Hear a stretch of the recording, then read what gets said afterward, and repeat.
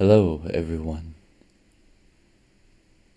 It is I, DonLee the Fallen, and today we are going to try something new. I'm going to play a game. This game is a psychological horror. Where the Winter Crows Go, made by Karen. Well, without further ado, let us begin.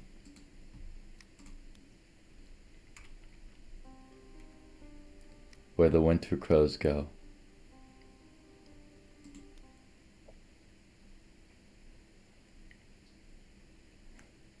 Starting off strong. Hey there, Snowflake. Oh, that's us. They're talking to us. I thought it was the intro. Before we begin the story, I'd like to ask you a couple of questions. We'll go ahead. Would you like to play as Aspen, the canon protagonist, or would you rather self-insert?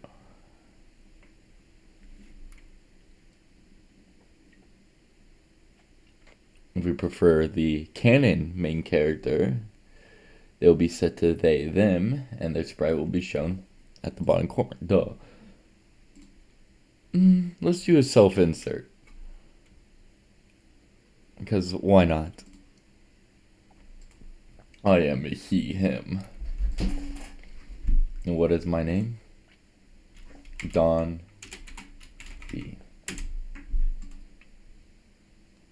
Oh, you like it, huh? I think you tell that to everyone. Wait, can't wait to meet me. So we begin. The road is quiet. No real sound can be heard except for the humming of my four-wheeled companion. No sign from any other cars in hours. Not even a motorbike. The frosty air is so prominent I can feel it pierce through the window's glass. Bless whoever invented car heaters. I don't know why I suddenly grabbed my backpack for a 1-week trip to Frostpeak town. I mean, I know it's supposedly famous for skiing or whatever, but it's literally in the middle of nowhere.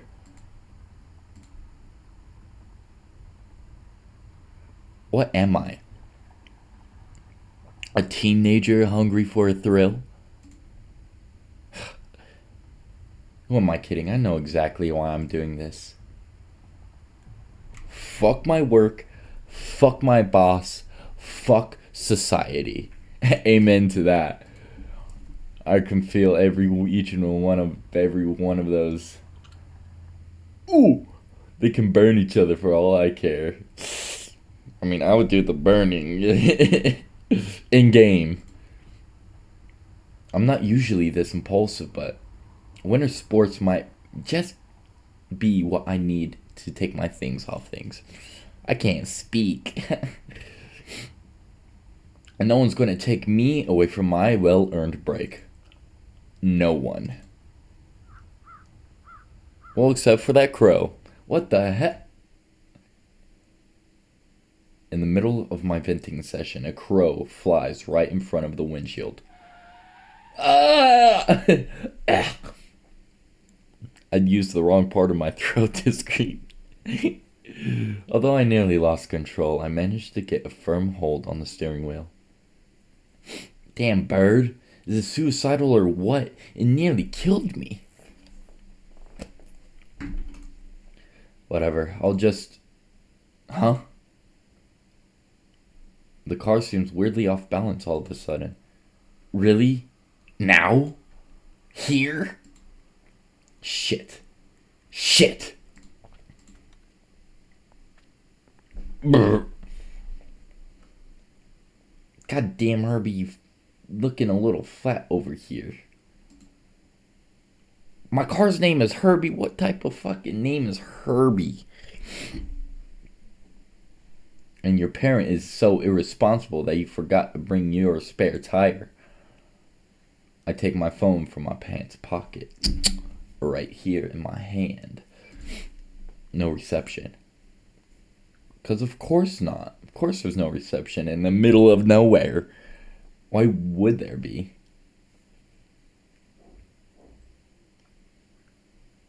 What's that background noise?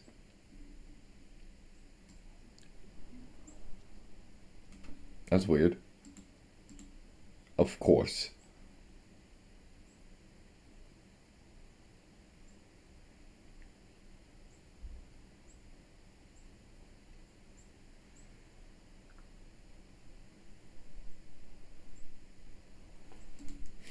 No one is going to take away your well-earned break, huh, DonLee?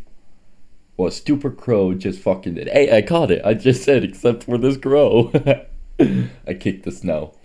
Oh, what the fuck did the snow do to you, man? It was the crow. Go kick the fucking crow's body. As much as complaining feels good to get your frustrations out of your chest, it's not going to solve anything. Time to explore the wondrous world of the Winter Wonderland. Crunch, crunch, crunch.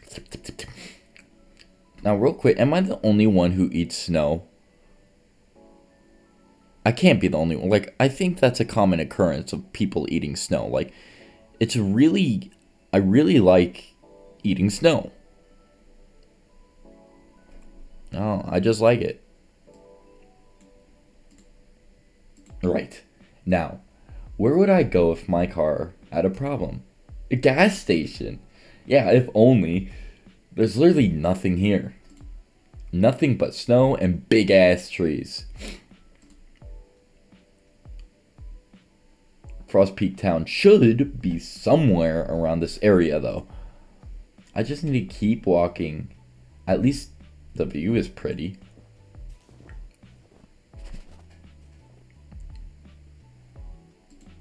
Dot, dot, dot. Dot, dot, dot. Well, the trees changed. I guess that's some progress. The others were pine, right? Not sure about these ones, though. But sure. Oh, sorry. But still, how come I haven't seen a single person or animal throughout my entire hike? Don't bears usually live here? It's winter. It's winter. They're hibernating. Did I make a mistake doing self-insert? Because they're kind of dumb. Hope I don't find one in their dens while they're... Oh, now you mentioned hibernation. Like, that wasn't the first thing that crossed your mind. I'm surprised I didn't see any deer either, considering there was a sign and all. Is it me or is it getting colder? Guess I'll keep walking. You're getting colder because, okay, nah, it's definitely colder now. My hands feel like ice cubes, and of course, I had to forget my fucking gloves. Putting them in my pockets does nothing either. Ugh. Well, I mean, it can be like 50 degrees out, my hands are frozen solid. I have no blood circulation to my fingers.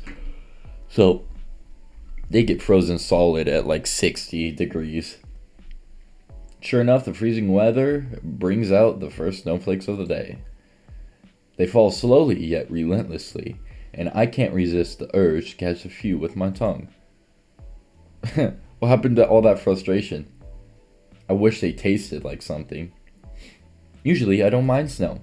It's undeniable that the tiny ice crystals are very pretty, especially when it's sunny. It's as if everything is glistening. Not to mention, snow has a strange way of making you feel nostalgic, even if you've never seen it before. No, I'm pretty sure people who have never seen snow before feel like they're in the alien world. Yep, I definitely don't mind it. You could even say I like it. When I know I'm not at risk of getting hypothermia, that is. Oh, what's next? A snowstorm? Well, you just said it, so yeah, you jinxed it. You should learn to shut up. Oh wait, that's me. I'm a self-insert. I should learn to shut up. ... Great. Oh, How convenient. Is that a log cabin? Maybe whoever lives there can help me. Or not. I'm having such bad luck today that I wouldn't be surprised if it was abandoned. I bet it can protect me from the storm though. I hope. Oh, there's lights. Never mind. I don't want to be alone in the cold. Let me see another human being. Hello, is anyone in there? Please, I need help. No answer. Maybe they didn't hear me? I said open the fucking door! My car got a flat tire and I have nowhere to go. Can you help me? Please? My hands are numb and have turned deep shades of purple. Oh, that's not good. My body's shivering so violently I can barely stand. Fucking hell, it's so cold. Oh! Poggers. No way. The door starts unlocking. Oh, what happened? Day 1. So, I believe there's multiple endings. Let me check. 3 different endings.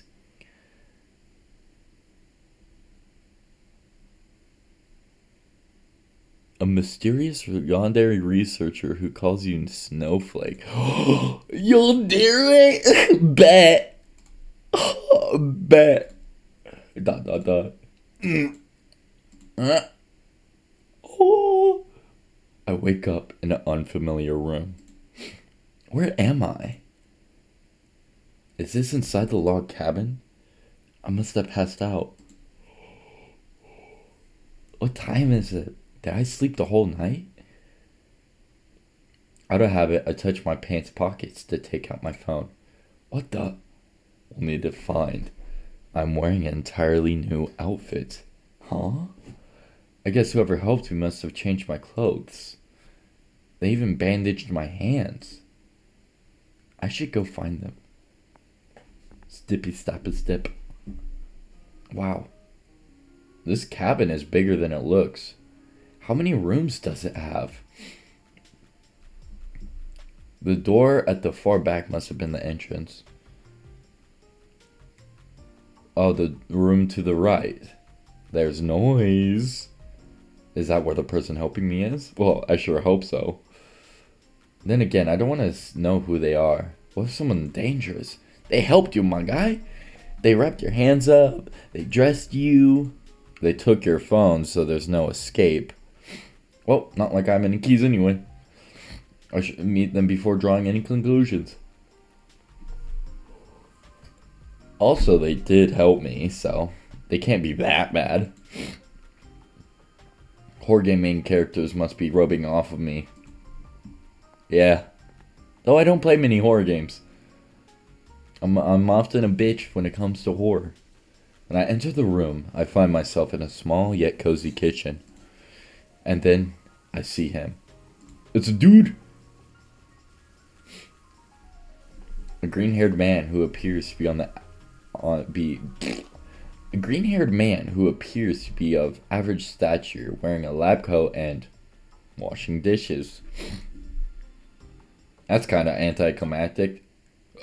Oh, I said that out loud. Shit, that's what I said. Maybe me and the self-insert aren't that far apart because we are thinking the same shit. And now he's staring at me. That's lowercase. It's not it's Abort mission. Maybe if I'm quick enough, I can escape through the window. Oh hey, you woke up. The man either chooses to I can't speak. My tongue keeps standing in the way. The man either chooses to ignore my slip-up or doesn't really care. After removing his cleaning gloves, he takes a few steps my way and stops right in front of me. I was actually about to check up on you after cleaning up. How do you feel? Save. You gotta save every time there's a choice. 3 endings. I'm fine, but you shouldn't have changed my clothes. You could have seen my pee-pee. I'm fine, but I don't think you should have changed my clothes. Well, God, I'm so sorry about that. Normally, I would ask for permission, but you had passed out, and it was an emergency. Oh, you saw. He's blushing. He saw something. He's got a point. I hate to admit it, but if you hadn't helped me, I would be counting worms. No, you're right. I'm sorry. Don't worry about it. Oh, so he does have a higher pitched voice. Don't worry about it. I'm just glad you're okay. He's kind of cute, I'm not gonna lie. I know you can't see me, but I'm doing the lip biting emoji. the fucking douchebag emoji with you know what I mean? If you don't mind my asking, can you tell me what happened? How did you get caught in the snowstorm? Oh, right. What can I say? A stupid crow scared the hell out of me while I was driving, and my car got a flat tire as a result. I see. That's quite unfortunate. Huh? Did I say something weird? You're acting weird. You're acting suspicious. Sus. Anyway, I thought I'd ask for help, but you're literally the first person I've seen in the whole area. Which reminds me, I don't think we've introduced ourselves yet, right? True. Does he need a pee or something? Why is he suddenly so nervous?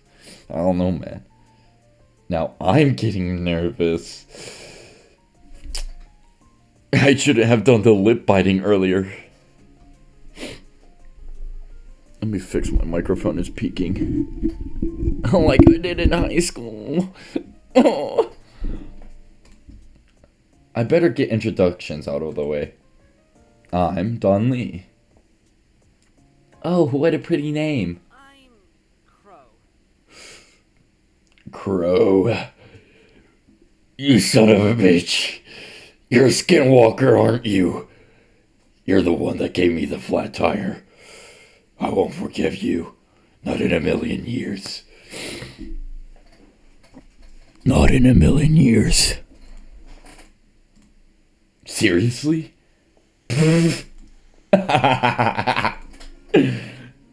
No wonder you made a weird face. But don't worry. I only meant the animal. Besides, I doubt anyone who has a job that requires wearing a lab coat is actually stupid. Hey, self-insert. Got a guy? He's a skinwalker. Well, mostly anyway. Not that he needs to know that.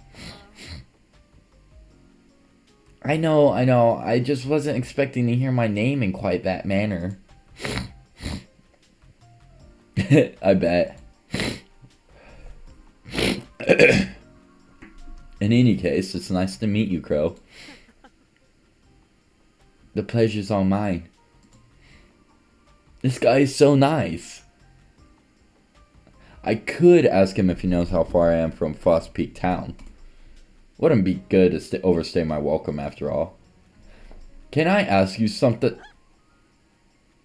What was that, my guy?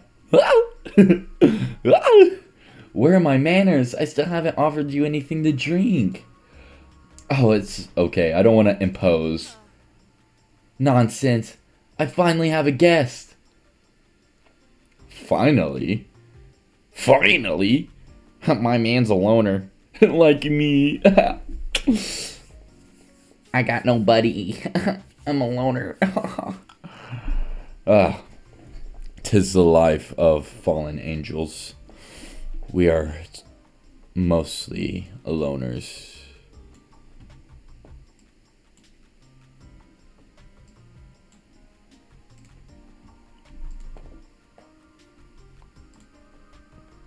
I'll go ahead and prepare some chaga tea. It's very good for cold weather. Thank you.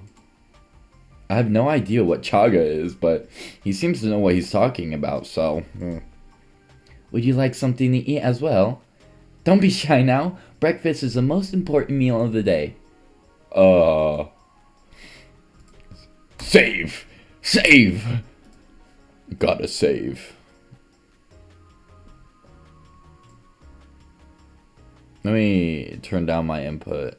There we go. I'd rather not anything... no, I'm not gonna be too mean. Are you sure you don't mind? Worry about it. Don't worry about it. I love cooking, so it's no trouble at all.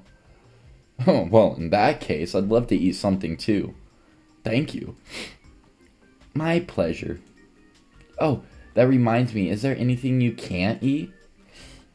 I'm vegan. I'm vegan. I'm vegan. If you eat meat, you're a murderer. You're gonna burn in hell if you eat meat. All those poor cows and pigs and chickens, you're torturing them. You're a murderer. You're gonna burn in hell. No, I'm good with anything. Alrighty. Yeah, alrighty. Why don't you wait for me in the living room? It's right next to the kitchen. The living room, huh? I guess with how many doors the hallways has, it makes sense. Still, the cabin didn't seem that big from the outside. Weird. We were transported to a secret laboratory deeper within the woods, so we cannot escape. Yeah, gotcha.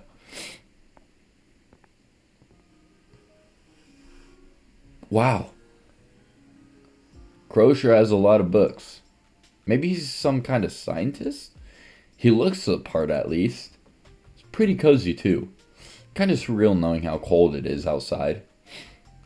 After awkwardly wandering around the room for a couple of minutes, I decided to sit on one of the couches. Oh my gosh. I lift my butt and throw myself on the seat cushion a few more times for good measure. So comfy. I wonder if it's a tailor-made? The couches sold in Silvering City definitely aren't comfortable as this one. Well, the ones in Goldenville in any case. The carpet looks really inviting. Should I take off my boots and feel the fiber texture underneath my feet? Yes, do it.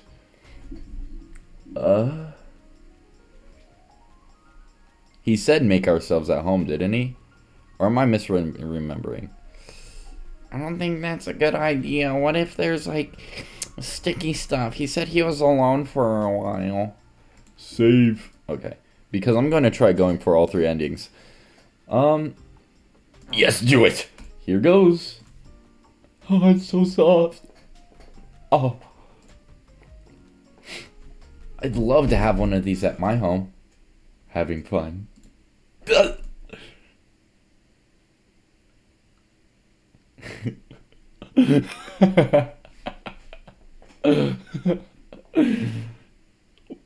Crow smirks at me while holding a tray of a bunch of stuff. I'm sorry. I'm sorry. I'm sorry. Don't worry about it. I'm not mad. Quite the opposite, in fact. It makes me happy that you feel right at home. That's something a yandere would say. I know, because I am one. I know where you live. I'm inside your walls. Soon you'll be mine. Alright. Wow, pancakes! I quickly pick up my fork and give them a taste. Yummy in my tummy. The fluffy texture of the pancakes, combined with the juiciness of the berries and the floral and sweet taste of the honey, sends me right to heaven. Oh. So good. So good. Several compliments that slip out of my mouth before I even finish swallowing. Oh god. I can't help it. They're freaking amazing. Oh, you swore like a fucking sailor all beginning of the game, but now you're freaking and fucking. Looks like someone was hungry. Ugh, that's embarrassing. What am I, a kid? Sorry about that. Sorry about that. Got a little too excited, brother. My microphone's too close. Nothing to be sorry about. I'm happy you liked them so much. They were fantastic. I never had honey this good. What type of honey is it? This is spring wildflower honey. Isn't it wonderful how the flavor and color can change so much depending on the time of year it's harvested? Definitely. Like, I know what he's talking about. It also depends on the flowers the bees collect the nectar from. That's so cool. I'd love I'd love to try the other types of honey. Don't forget the chaga tea though. It'll warm you right up. I take the mug of chaga tea and rest my cheek on the ceramic. Its warmth has an earthly aroma. I've never had chaga tea before, but it doesn't smell like anything I've ever tasted. What herb or fruit does it come from? Curious, aren't we? Chaga is a type of mushroom that grows on bark of birch trees.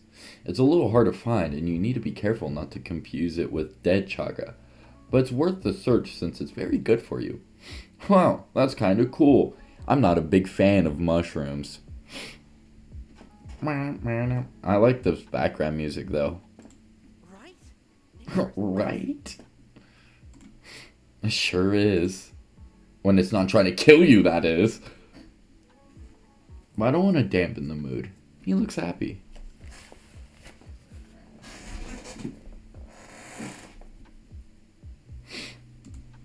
I distract myself by taking a sip of the tea, but almost choke at the unexpected taste. So bitter. Oops, I forgot to mention that. Here, have some sugars. I'm sorry. What did you call me? Snowflake? Blight. Ooh, ooh. Ooh, ooh. If I ever do that again, kill me. Fuck it. Let's give him a nickname too. Thanks, Joel. There's that scream again. No problem.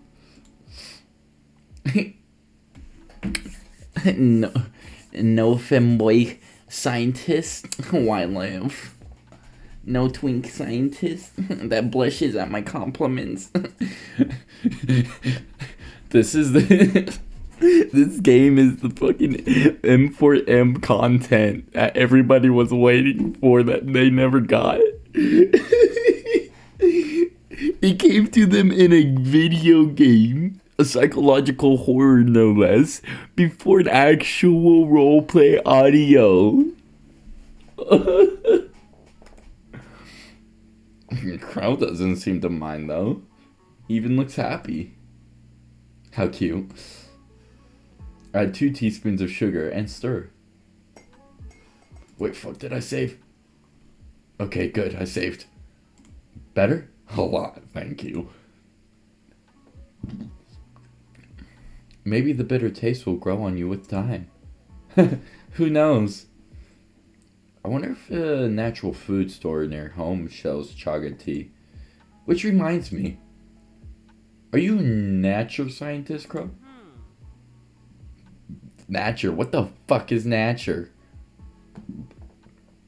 Oh, curious about me, aren't we? Maybe. I like your honesty. Something like that. I prefer Environmental researcher. Well, let me see who the voice actor is. See if someone from like Fiverr. Yeah, give me a second. Reese Bridger and Bryce Buck. Oh, there's two voice actors. I'm pretty sure one of them was for the OG main character. Do they have YouTubes though, or are they like Fiverr or official?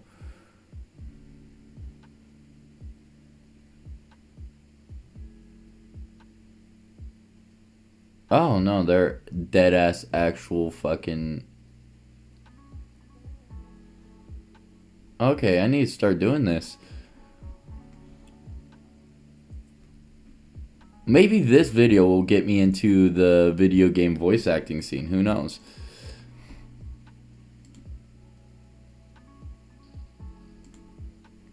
Oh, that's pretty cool. Do you have anything you specialize in? Well, nature is pretty vast, so I study a bit of everything.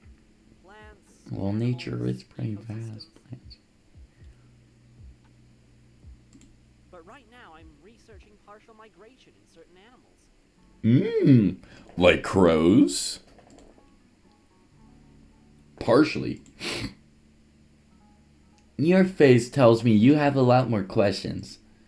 You got me. Partial migration is just like the name suggests. It's a phenomenon where only some individuals of a certain species move from one region to another, while the rest stay put. I see. Kind of like when the birds migrate because of winter. Yes, exactly. For some reason, the animals who don't migrate during winter tend to be the same as the ones who don't migrate the following year, and so forth. That's intriguing. Isn't it? It really makes you want to know why. Perhaps it's a bit ironic, but I'm actually focusing on crows right now. Well, what can I say? It fits you to a T.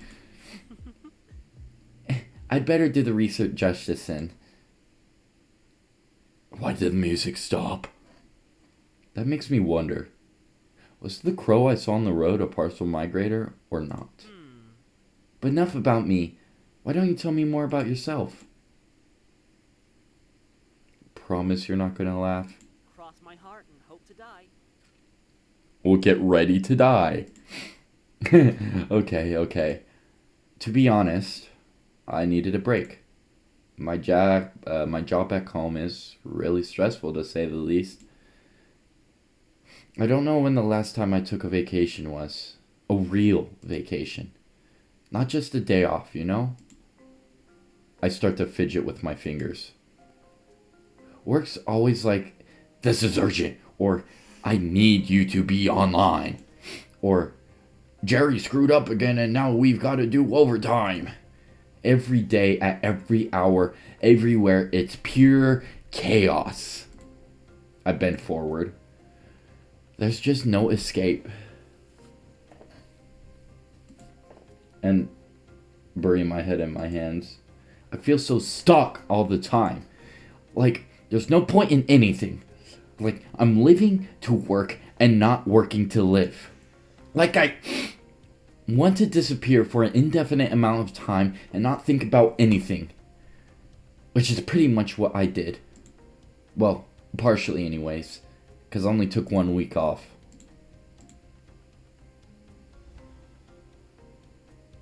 God, what am I saying to a stranger? Sorry. Got a bit overwhelmed for a second. It's alright, Snowflake. I think it's good that you're letting it all out. He's being so sweet, I almost want to cry. But I feel embarrassed about being so vulnerable with a person I barely know. I don't know, man. You just gotta be vulnerable with the bros. Like, we's just bros, bro. You know what I mean? We's just bros.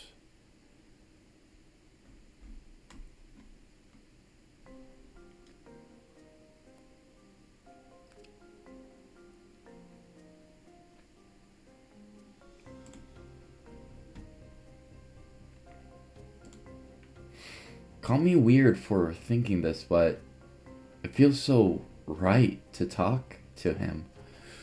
My God, you ain't no way you getting Stockholmed before he does the Stockholming.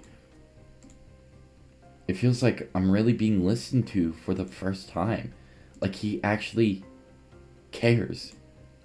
Even when he doesn't know me. I'm not sure why you thought I was going to laugh, though. What I see is a very hard-working person who's clearly not being appreciated and needs to relax. My guy, stop. Stop, my guy. No one's ever said those words to me before. I'm probably a little pampered too. I think you're right in taking a week off. In fact, you should have probably asked for more. ... Thank you.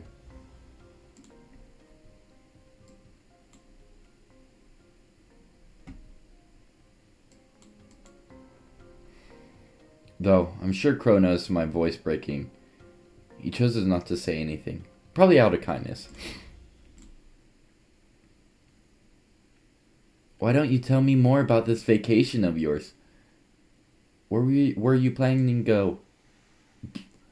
I don't know why my voice just... My voice just died there.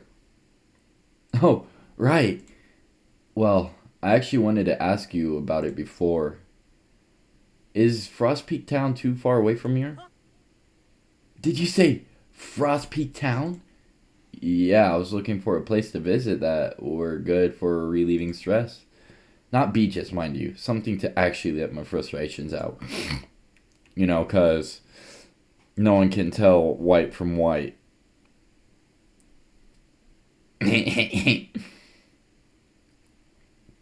So I kept searching and found a bunch of articles saying how skiing was really good at, for all that. Then, let's just say I chose the place that was furthest away from home to feel like I was gently going on a trip. A bit of a thirsty... I'm Mike Tyson all of a sudden. A bit of thrill seeker, aren't we? I mean, not really. But I guess I needed a bit of excitement to take my mind off of things. Is that so? How curious. Why did you say it like that? That smile should be illegal. By the way, to answer your last question, Frostpeak Town is around this area. Really? Yes. I sense a but coming on. But it's a few hours away by car, unfortunately. Oh. There is a bus that can take you there, though, and the bus stop isn't far from here. Then again, the snowstorm yesterday did a number on the roads, so it'll probably take a while until all the snow is removed. They'll most likely have to repair the damage, too. Fucking hell. Do you know how much time it will take until the bus resumes their usual route? About a week, I'm assuming. Shit. There goes... I was thinking the same thing. Me and the self-insert are the same. Guess I'll have to stay in this area then. What about hotels? Are there any around here, Crow? Hotels? I don't think so. Not many people come to visit this area. They don't? Not during winter, anyhow. What does that mean? Unlike Frostpeak, this village doesn't have any really actions per se. Not to mention, only the 11 people live here. Farmers and people with summer vacation houses, to be more precise. Well, and me. Wait, this is a rural area? More so in the other seasons. It's mostly deserted during winter since the village is not well suited for shelter cattle in such harsh weather conditions. I can't speak. It's most likely the reason why this village is called Winter Hollow. Winter Hollow. Sounds kind of cool, but also a bit ominous. A bit similar to partial migration, don't you think? Now that he mentions it, that must also be why I saw no one on the way here. I'm pretty sure Frostpeak has a hotel in its town, but... what am I supposed to do then? We don't say anything for a while. This is probably the unluckiest break I've had in a long time. Shouldn't have left the company for the company. I might do a Lethal Company playthrough one of these Sundays. Or maybe on a live stream on Saturdays.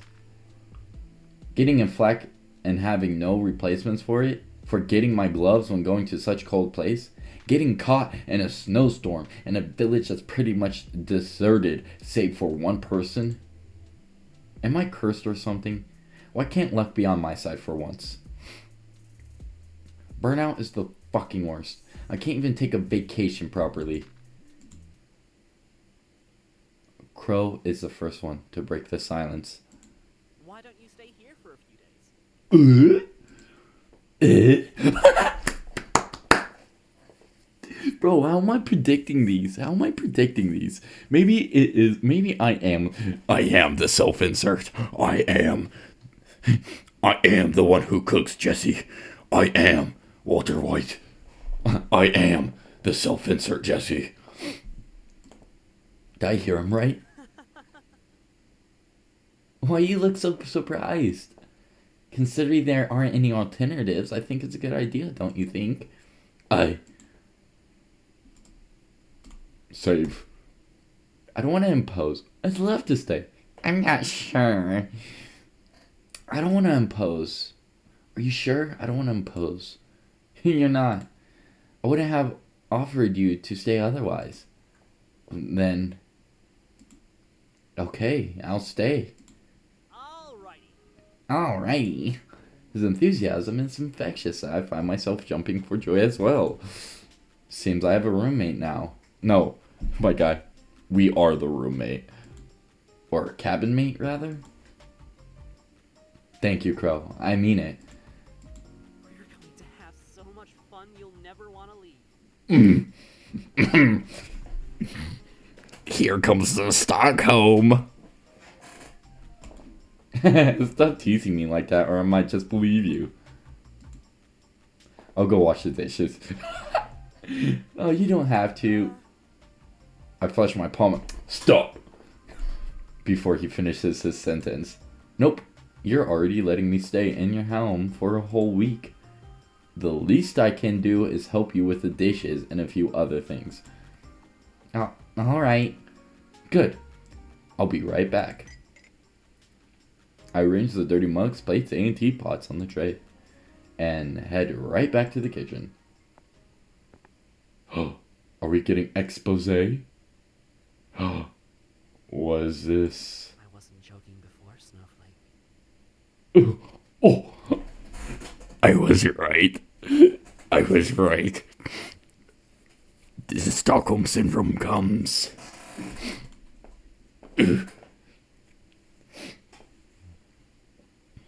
Joke's on you. I'm also a yandere. The bathroom. Any hidden cameras? After waking up from one of the best night's sleep I've ever had, I made sure to clean myself up in the bathroom. Using what? Bruh, ain't no way we just used his toothbrush. I guess it makes sense that you'd need to supply yourself with a whole bunch of stuff if you live in the woods. Can't really make a quick trip to the grocery store, can you? I didn't see a car outside the cabin though, so maybe he gets everything delivered. The farmers probably sell him stuff too. Who knows? Once I'm presentable enough, I make my way to the kitchen. Let that thing swing, bro.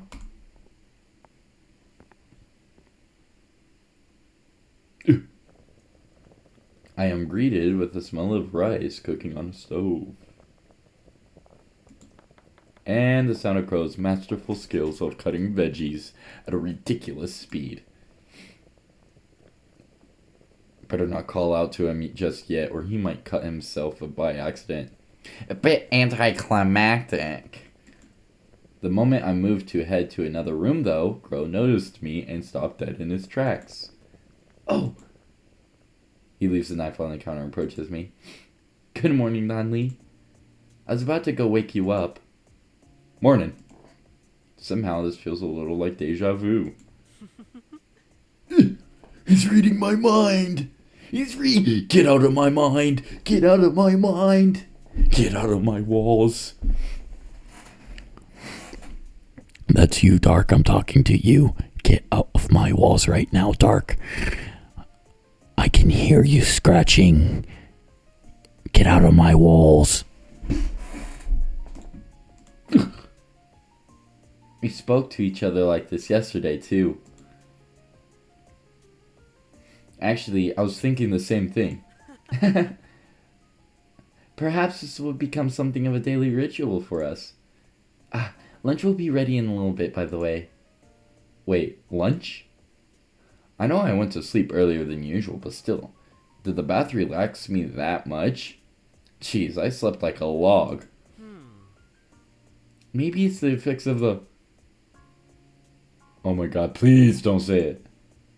Log cabin.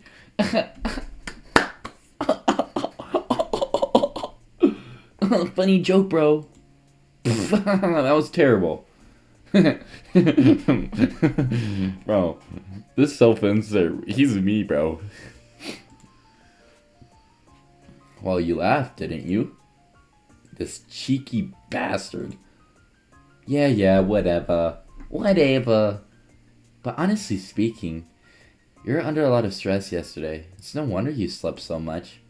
If anything, it isn't a good time. If anything, isn't it a good time thing? I imagine your job doesn't let you rest very well. You're not wrong there. Anyway, do you need help with the food? Don't worry about it. It's almost done. But you can help me by setting the table in the living room if you want. Sure, I'll go ahead and do that then. Thank you. You're welcome.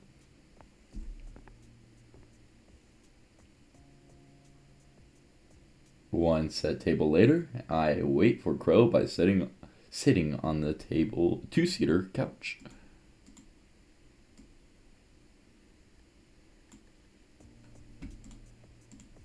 But not for long. The neatly arranged bookshelf in the corner of the room catch my eye once again. All of them are hardcovers. All of them have signs with no titles. That's just called the artist being lazy. I'm kidding. I'm kidding. I promise.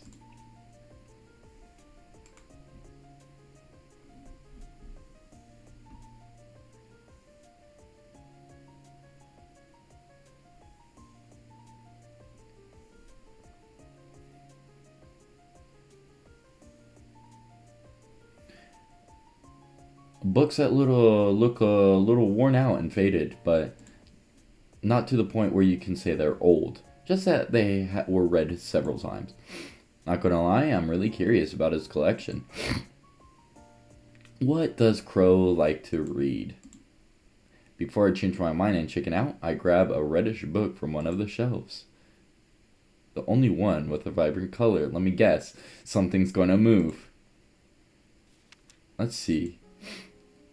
Winter ecology, living in the cold. Well, it's fitting all right. We have all heard about ecology at least once. How it studies the interrelationships between living things and their environment. How it strives to explain the behaviors of assorted species all around the world. It is vast. It is ever-changing. But how much does it truly change in this realm of winter? Recent discoveries have shown that incredible strategies that living things have implemented in order to pull through the cold climate. This in turn reinforces the fact that we were all once connected. All connected? It begs the question. How much is truly necessary to survive? This sounds like Crow's footsteps distract me from going any further.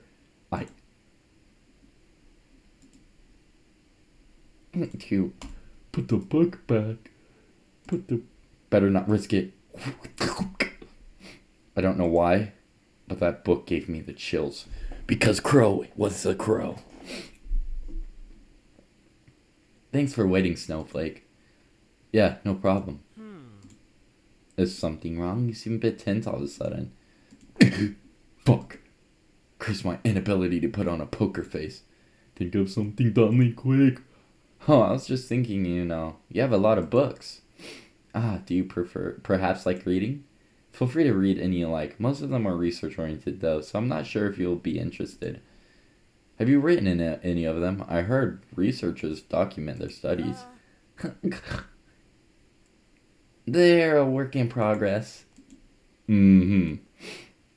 I wonder if you wrote the red book I found before. You don't say.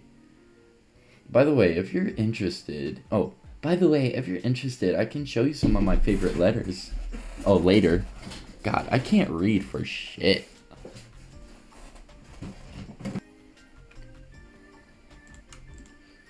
Many of these books have taught me a lot of things of what I know today. There have been especially brilliant scientists throughout history.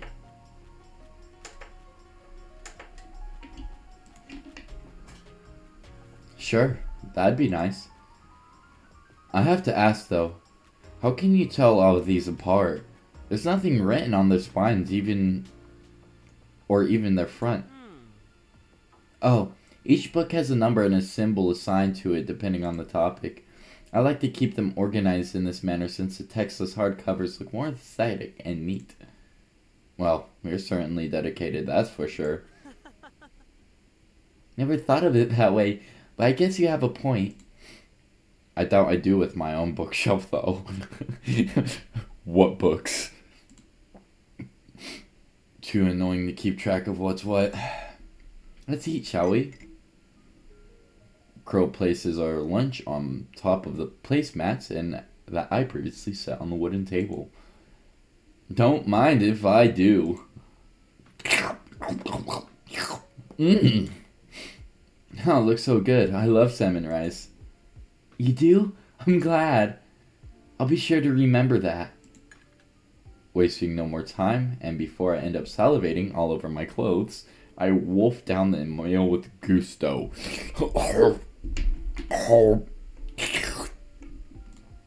Mmm. Every flavor is so rich. The smoky, juicy salmon, the fluffy and buttery rice. It's impossible to keep the smile off of my face. I love food. That was delicious. Happy successin'. Hell yeah. Once we finish eating, Crow starts piling up the dishes as if it were the most natural thing in the world. Wait, Crow. Huh? Don't you remember what I said yesterday? I'll take care of that. But... Crow looks to the side, but he still doesn't let go of the dishes. Alright, time for plan B. Look, we don't have to wash him right away. Can't we talk a little more? Oh, definitely. With this, he finally sits back down on the sofa. And he told me I should relax. Can you not see the irony? What would you like to talk about? Well, I feel we talked a lot about me yesterday. I'm interested in knowing more about this place. Do you have a TV? Maybe the news could tell me some info about the weather and such. Crow fidgets with his hands. I'm sorry, Snowflake. I don't really watch TV anymore, so I don't bother to bring one when I moved here. No, I admit I missed watching Ned Talks. Ned Talks. Not TED Talks, Ned Talks and Nature Planet. It's okay. Honestly, I'm pretty much the same in that regards. I don't watch TV at all. Not at all.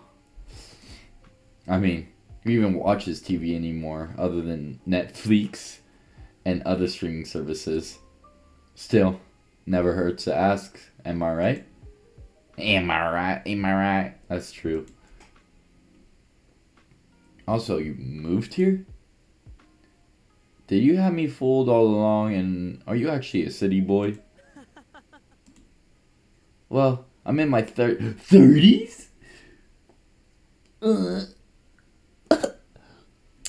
What? And frankly, he looks early 20s. What the fuck? And frankly, I don't know how much about the city either. I moved from another village that's west of Winter Hollow. Oh, Don't tell me. Frostpeak Town? Frostpeak is a beautiful place to live, but no.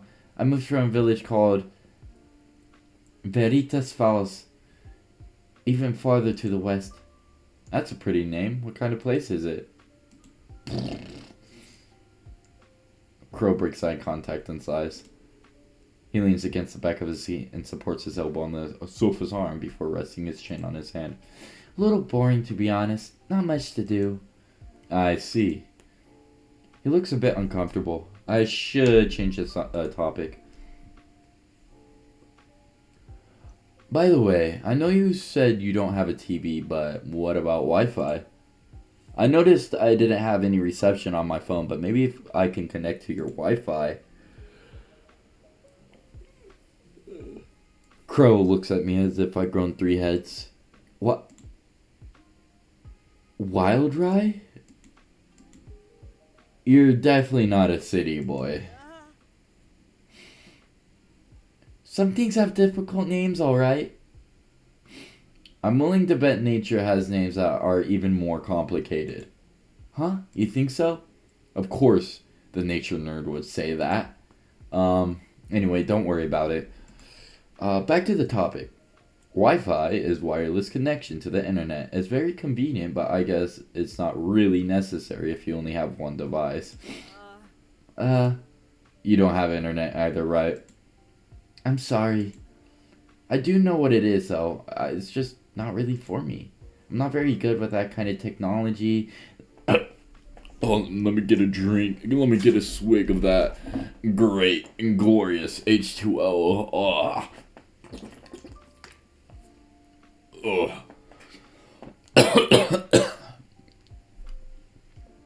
Dihydrogen oxide. Give it to me. Oh.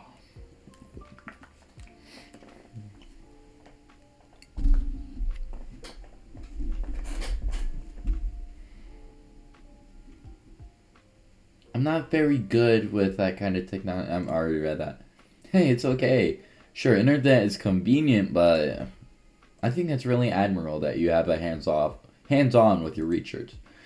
If anything, I wish I could be less addicted to social.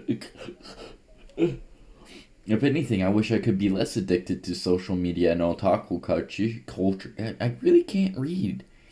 Damn. Otaku culture. They called me a weeb. I am a weeb. And so are you. Right? There's just so many things that you have to see for yourself. And reading things from the internet doesn't hit quite the same as feeling the texture of paper in your hands. Well, I've always loved the smell of books. Me too. Before we know it, it's already evening and we spent most of the day talking about various topics. I have to say, I'm getting more and more interested in Crow's research. Do you think I could help you with it? Like, when you go outside, observe nature, or forage for stuff? You'd like to accompany me? Are you kidding? This is a once-in-a-lifetime opportunity. Sure, lots of people go skiing, but not everyone can say they've been studying winter ecology with a bona fide specialist. Well, I certainly wouldn't mind. It'll be nice to finally have some company. And there are things books can't teach. You have to see them for yourself. But we'll have to go tomorrow. Winter days are much shorter after all. The sky's already turning dark. Yeah, that's totally fine. I wouldn't want to be alone in the dark either way, especially given how I got caught in a snowstorm nearly 2 days ago. It's getting a bit chilly. Should we make some tea? Yeah, but let me wash the dishes first.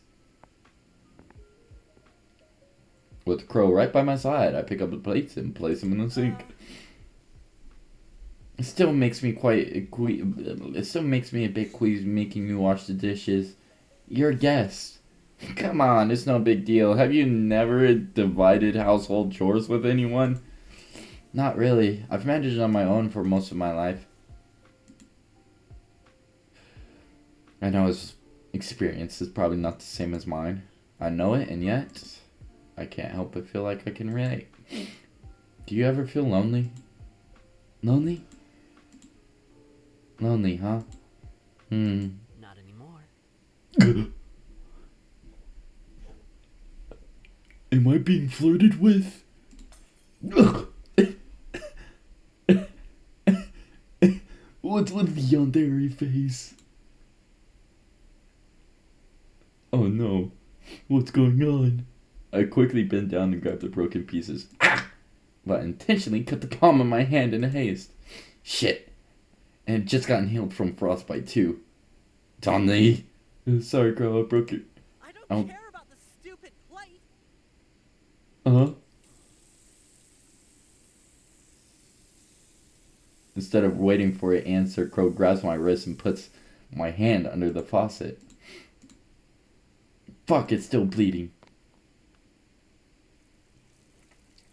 With vigor and precision, he lathers up my hand in a green herbal soap until there's no sign of red. This seems to calm him down a little since he no longer grating his teeth. But he doesn't let go of my hand. Crow, I think I'm alright now. You can let go. No. Not yet.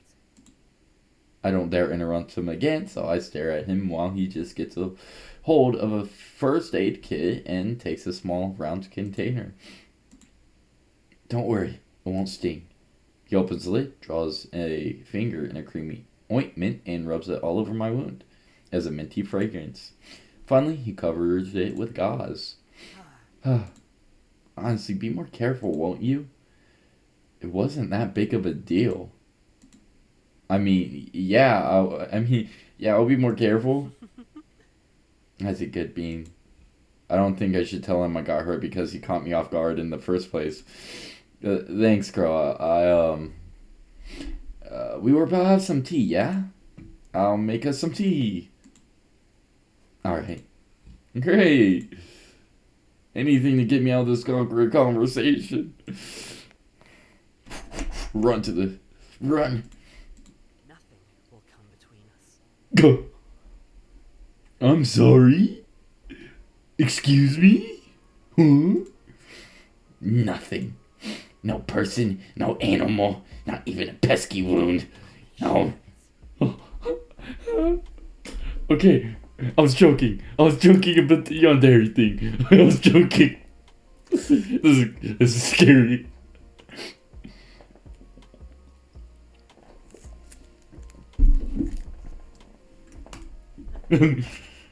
Oh, the left too. Oh no. Day 3. Come on, man. I'm just a little guy. Oh, wait. I'm a big guy. You don't want to mess with me. Come on. For the 100th time in a row, I look at the upper left corner of my screen. It's the upper right, nitwit. Unless you have an Apple. I don't know. I don't have Apples. I have Android. Fuck Apple. Nothing. I'm met with the same no service text, almost like it's mocking me. Ugh. Really, the only thing I could confirm by charging my phone is the time. I already know I'm pretty much wasting my vacation. No need to say it to my face, you dumb rectangle. Oh, great insult skills, DonLee. Honestly, it still blows my mind that Crow has no idea what Wi-Fi was. I mean, come on, who mistakes Wi-Fi for wild rye? Or even from the same planet? It's kind of adorable, though. Swirls hair. Plus, he does know what phones and the internet are. Thank God. But, of course, he doesn't have either. Classic DonLee bad luck. Why was he so serious yesterday? I mean, yeah, I was bleeding a little, but it wasn't that bad, right? Whatever. Let's not overthink it too much, DonLee. You're doing something fun today. Yeah, we're going out in the snow. Out in the snow. I was getting my fill of yawns and limb stretches. That was my fill. Got to do my part.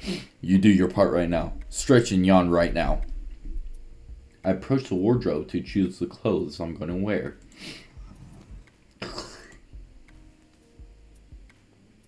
Yesterday, Crow insisted I put them inside the drawers so they didn't wrinkle inside my backpack. Speaking of my backpack, I should probably take it with me. It'll come in handy for carrying any wild foods or herbs we come across. All set.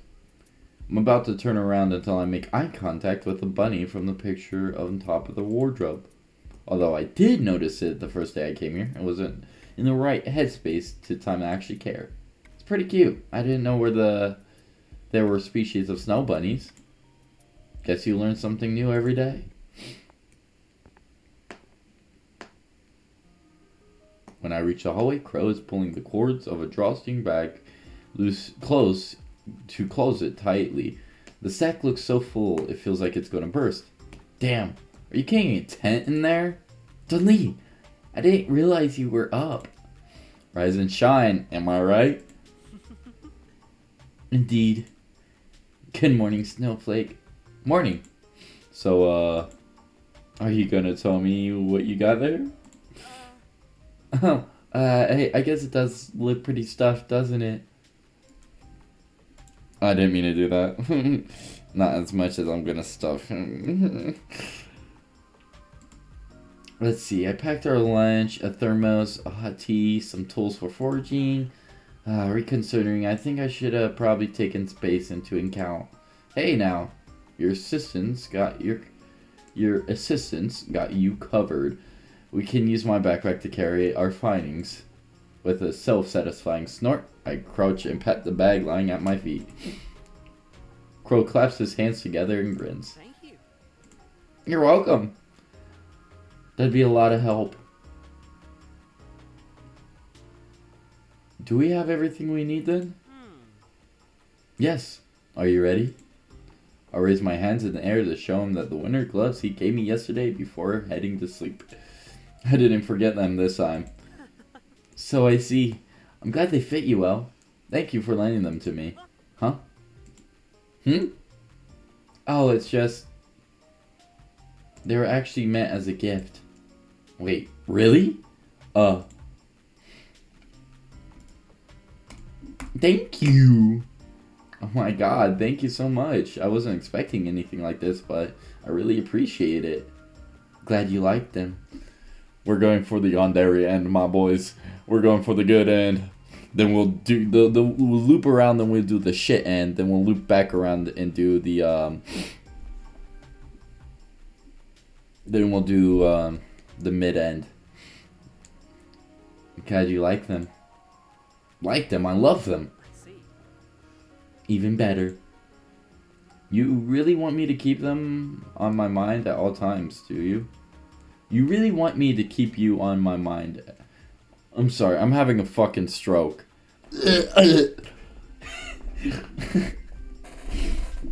You really want me to keep you on my mind at all times, don't you? Yes, he does, because he's a yandere. Because you're starting to succeed. No comment. Ooh-woos. God, he's so cute. Can't wait to make his stomach bulge.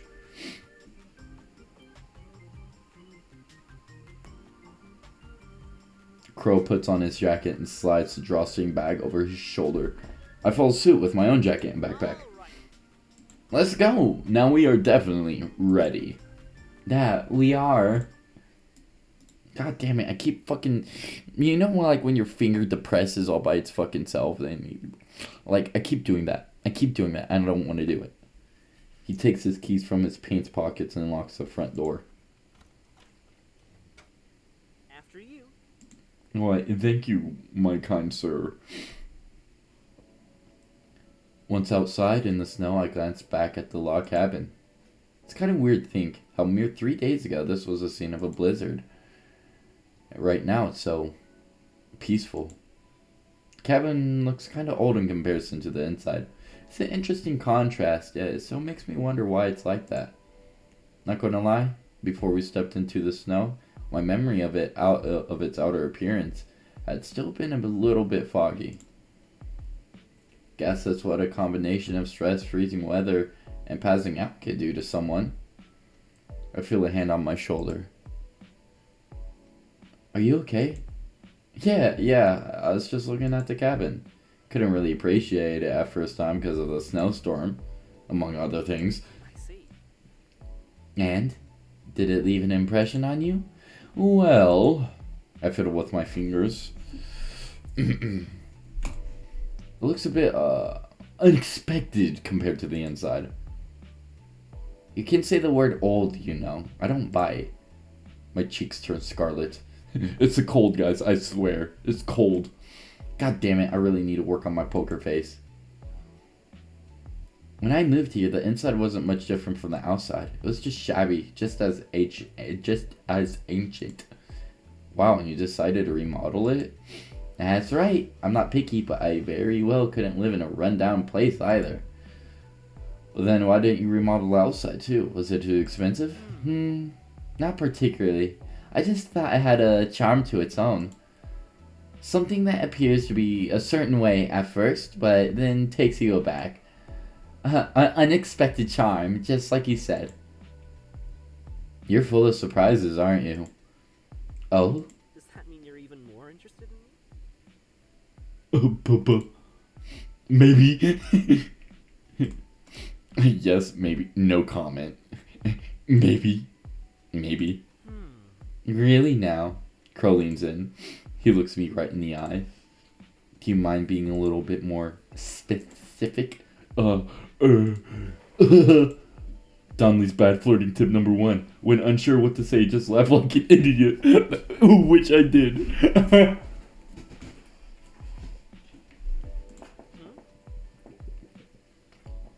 Well, you're very mysterious. Curious? He leans back. Very curious. I feel like I've forgotten how to breathe. Alrighty. Let's get going, yes.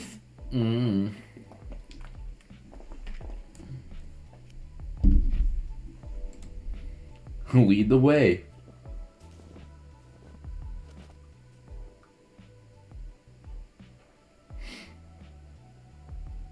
The weather is really good today. Oh, sorry, that's Crow. The weather is really good today. Very clear, and there's moisture in the air.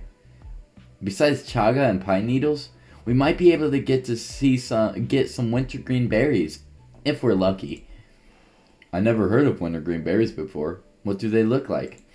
They're similar to red cranberries, but if you put them next to each other, the taste will give them away which is which. Really? Is it a different kind of sweetness? No, wintergreen berries have a minty flavor. Minty. And they're still considered berries? I know, right? Another wonder of nature. I'll remember this place. While keeping the conversation going, we continue walking along a snowy path for a while. What the fuck? What is this conversation? I feel like sharks get a bad reputation because of the movies, you know? But they're more chill than dolphins. Appearances can certainly be deceived. Oh! Crow stops dead in his tracks. What is it? Without saying anything, he takes my hand and leads me to a certain striped tree. I lift my head up and squint to follow the trail of the bark. Then I see it. A blackened mass protruding from the trunk. Is that... I didn't expect it to look like charcoal. That's actually a very good comparison. I'll show you how to harvest it. We're getting some chaga. Crow puts the sack to the ground and grabs a big knife from inside. He then gains a bit of momentum and jumps towards the birch tree. And here, my friends, is the irrefutable proof that humans are related to monkeys. Thank you for coming to our net talk. We both laugh. Ho ho ho ho ho! Ooh, and good old chuckle out of me. Oh! I'll be right there with you. Without wasting any more time, Crow reaches the charcoal mass and cuts off a small portion. Finally, he slides down, joins me on the solid ground. This is a chaga mushroom. I called it. I lean in towards the fungus. Unlike the black mass exterior, the core is a completely different color. Huh, it's really orange. It is, isn't it? That means this one's healthy.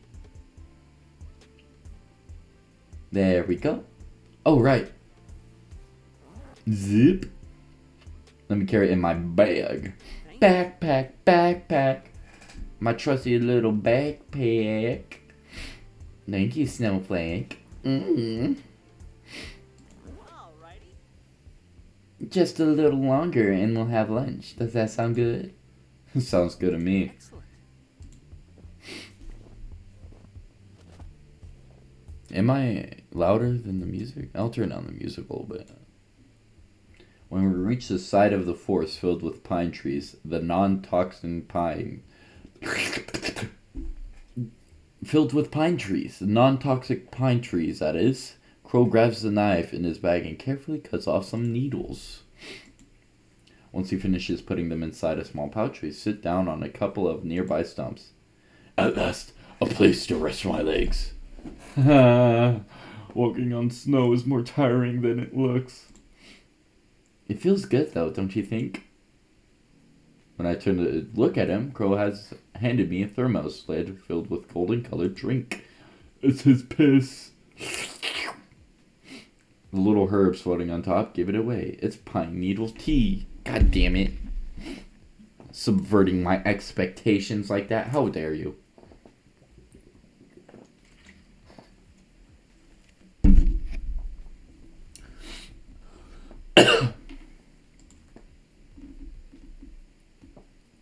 I keep it in my hand for a few seconds and take a sip. Unlike chaga, this tea is more aromatic and has a minty, slightly citrusy flavor. Yeah, it does feel good. Thanks, Crow. I drink the rest of the tea. My body feels warmer now. I think I like this one better than chaga. It's very refreshing, isn't it? You can have more if you want. Maybe in a few minutes. Also, I gotta read the names. Maybe in a few minutes. I'm starving. Was it my stomach or his? Yep, that's my stomach. That was my stomach. Right on the dot. Does your stomach have a clock or something? Yours does too, motherfucker. You were saying. Anyways. Sandwich. Is that spinach and mushrooms? What the fuck? Try, and failing not to look too embarrassed, Crow takes out a couple of toasted sandwiches from a plastic container in his bag. Spinach, mushroom, and grilled cheese. I like the way you think. I've never had that. I'm not a big fan of mushrooms, like I said. But maybe I would have to try that. Grilled cheese, shiitake mushrooms, and spinach. That's a stoner meal if I've ever heard one. That's a fucking stoner meal. It's nothing fancy, but I hope you find it tasty. There's no doubt in my mind that I will. And I'm right. A few bites later, and the sandwich is long gone. God, mushrooms and cheese go well with so many things. It's almost criminal. What are you thinking about? That full tummy really makes for a happy heart. I couldn't agree more. Trying new recipes, exploring new flavors is something I enjoy as well. Maybe you could also take inspiration from a nearby restaurant. What the fuck? I could try. What's wrong? I completely forgot about my car. The one that broke down? Well, kinda. It's mostly just got a flat tire. I should really look for it to make sure it doesn't get destroyed in a snowstorm. Cars are fucking expensive after all. I stand up and pat my bat a few times to get rid of any remaining dirt. I'll be right back. Crow grabs my arm. No. Oh. We should start heading back. It won't be much longer until it gets dark. I just want to go check real quick. Look, I remember this path. My car shouldn't be far ahead. Huh? How do you know you're not making a mistake? You don't know the area like I do. Not to mention, with the blizzard, your car must be covered in snow anyways, so it'll be even harder to spot. Is that really the case? It'll get dark soon. We shouldn't be here when that happens. It's not safe. I guess it's true that I don't know this area very well, but please, DonLee. Okay. Thank you for understanding. What is he hiding? What is out here? Is he a skinwalker? Is that what's it? With a hurried pace, Crow puts back all the containers inside his drawstring bag. Let's get going, shall we? Yeah. Sus. Big old sus-a-roonies.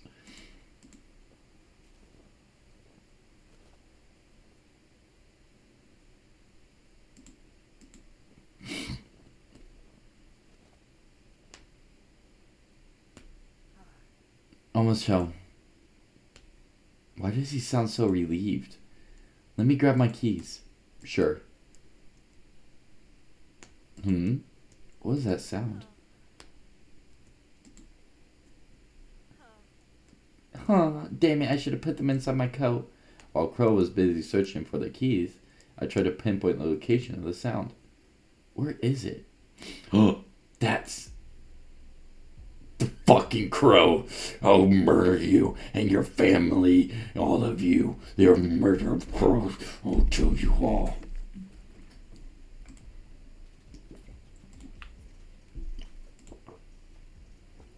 Disturbing and piercing stare.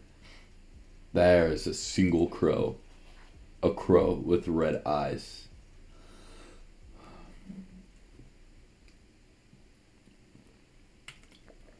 Day 4.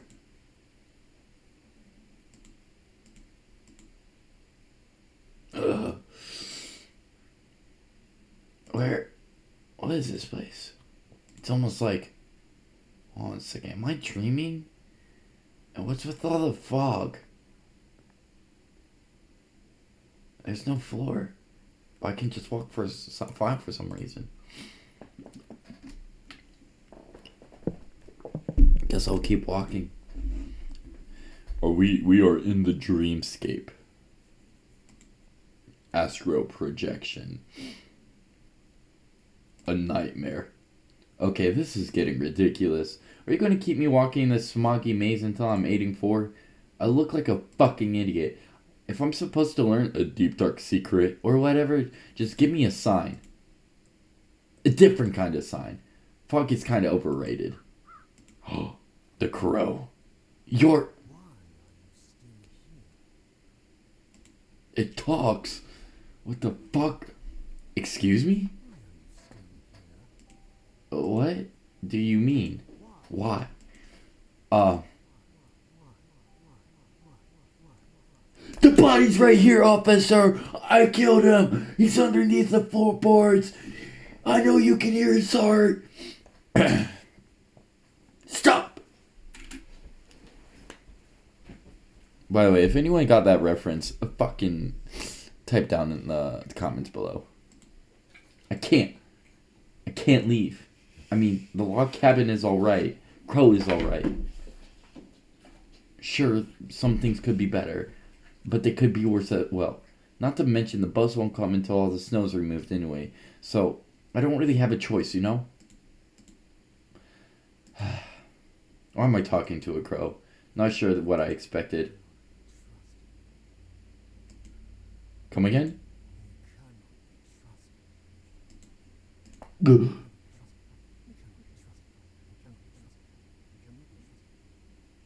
Lies. Buddy picture. Wardrobe. Cozy bed. The wooden texture of the walls. I'm awake. I'm finally awake.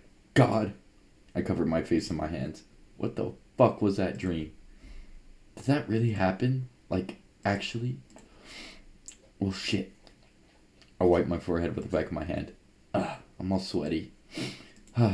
Better take a shower.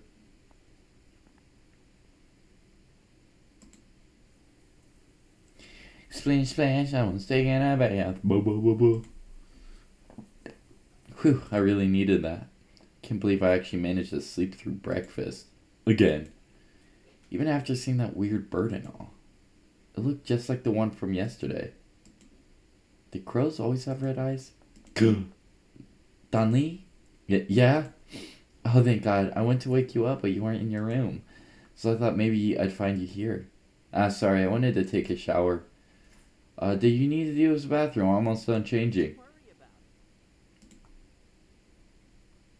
it. Okay? I won't worry about it. But the crow said not to trust you, so I don't know who to listen to. I just wanted to let you know how lunch is almost ready. Awesome! Not gonna lie, I'm actually looking forward to it. I really love your cooking.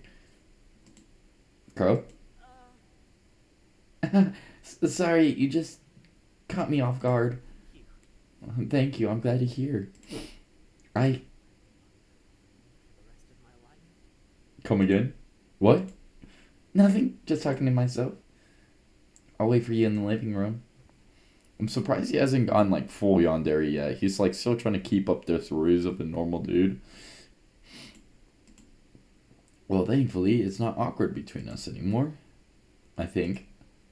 Whatever. After getting dressed and drying my hair,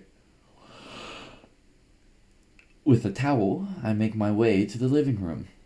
Less than 5 minutes later, Crow arrives with the usual food tray and places it on the table. All done. Help yourself, Snowflake. The comforting smell of stew makes its way up to my nose. It's filled with veggies, meat, rosemary, mouth-watering broth. Time to dig in. Oh my gosh, what is this? It's so chewy and rich. I've never had this type of meat before. It's venison. Venison, holy... Okay, gotta be honest here, and never thought venison meat was something I'd try. Ever. And yet, here we are. And yet, here we are indeed. Do you like it? Oh yeah. Excellent. I chew and savor every mouthful of the stew until only a few drops were left. But we don't waste food in DonLee land, so I dip a piece of motherfucking bread and clean the rest of the bowl with it. You really don't miss, huh? Everything was great as always. It's my pleasure. Besides, you always look so happy when you eat my food. It makes it all worthwhile. Oh God, seriously? That's a bit embarrassing. I guess it's no wonder. Good food does make me smile. What is it? Ugh, don't tell me I have food on my face, don't I? Huh? No, it's... I grab a napkin from the food tray and vigorously wipe my mouth. Did I get it? Crow doesn't answer. He brings a hand to my cheek and said, "Oh, stop his handle! Get the fuck out of here!" No, that's for a different end. Stay still and close your eyes. Hold his hand when it reaches your cheek. I'm feeling romantical. Why don't you come here and kiss me on my lips? I'm feeling romantical. Stay still and close your eyes. I'm feeling romantical. Hold his hand as it reaches your cheek.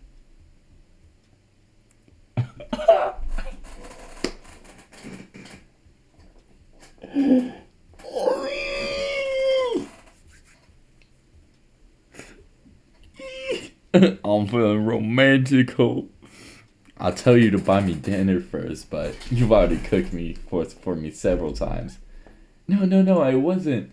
He quickly removes his hand. You just had an eyelash under your eye. Right. It's juicy. Crow shows me his thumb in a panic. Relax, dude, I was just kidding. Or was I? Come on, you can't be romantical with your homie. Like, it's called homosexual for a reason. Like, it's it's not gay if it's with the homies. You're not the only one who can tease, you know. Oh, of course. Cutie. Anyway, I actually wanted to ask you something, Crow. Do you think we could go outside again today? I know it's not that early anymore, but I have to make sure I properly store everything we harvested yesterday. It's important that it's well preserved so it lasts longer. Oh, you mean the chaga and the pine needles? Precisely. Though, it's a shame we couldn't find any wintergreen berries after all. In any case, why don't you help me? I'll teach you how to make chaga powder. And if you want, I could show you how to make one of those my herbal medicines too. What do you say? Why is he avoiding the question? He could have just said it will get dark soon and we could go outside tomorrow. But he suddenly changed the topic. DonLee? Fine. I'll concede. For now. But you bet your ass I'll ask again, Crow Boy. I can be very persistent when I want to. Sorry, I got distracted for a second. Sure, let's do it. Sounds like fun.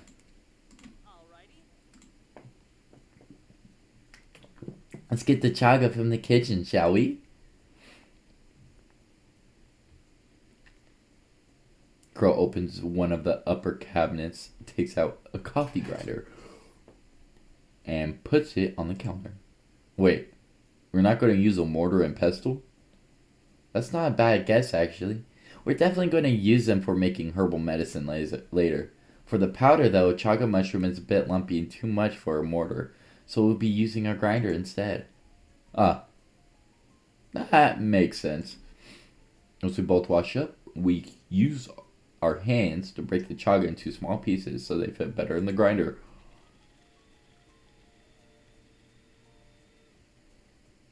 And thus the powder is born.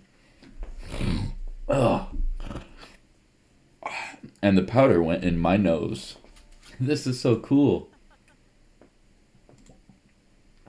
I'm glad you're having fun.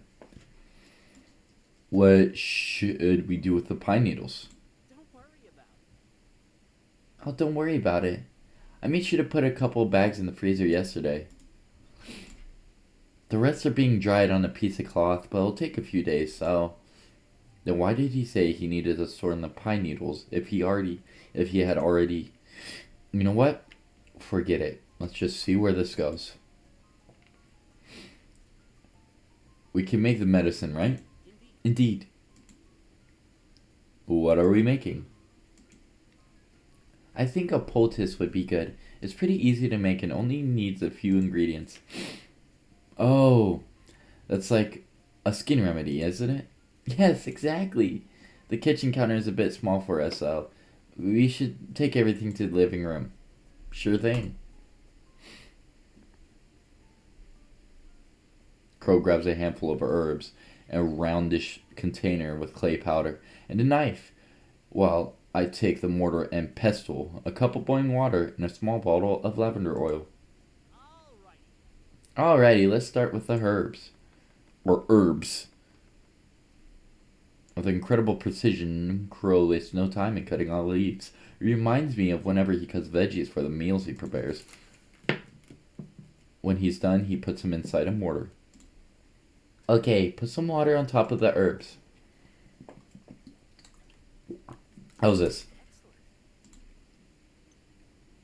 Crow's hand makes semicircles motions as he keeps grinding the wet leaves for several minutes.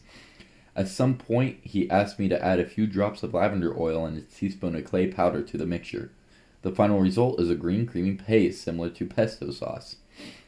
Yummy. Let me eat it. Oh, so good. It probably tastes like shit.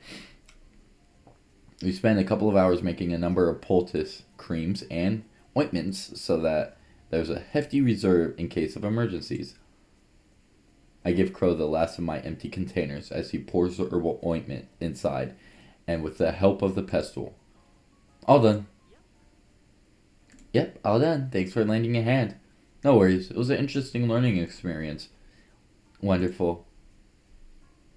Like a kitten who just woke up from a long nap, Crow stretches his limbs for a few seconds and starts putting all the dirty dishes away, including those from today's lunch.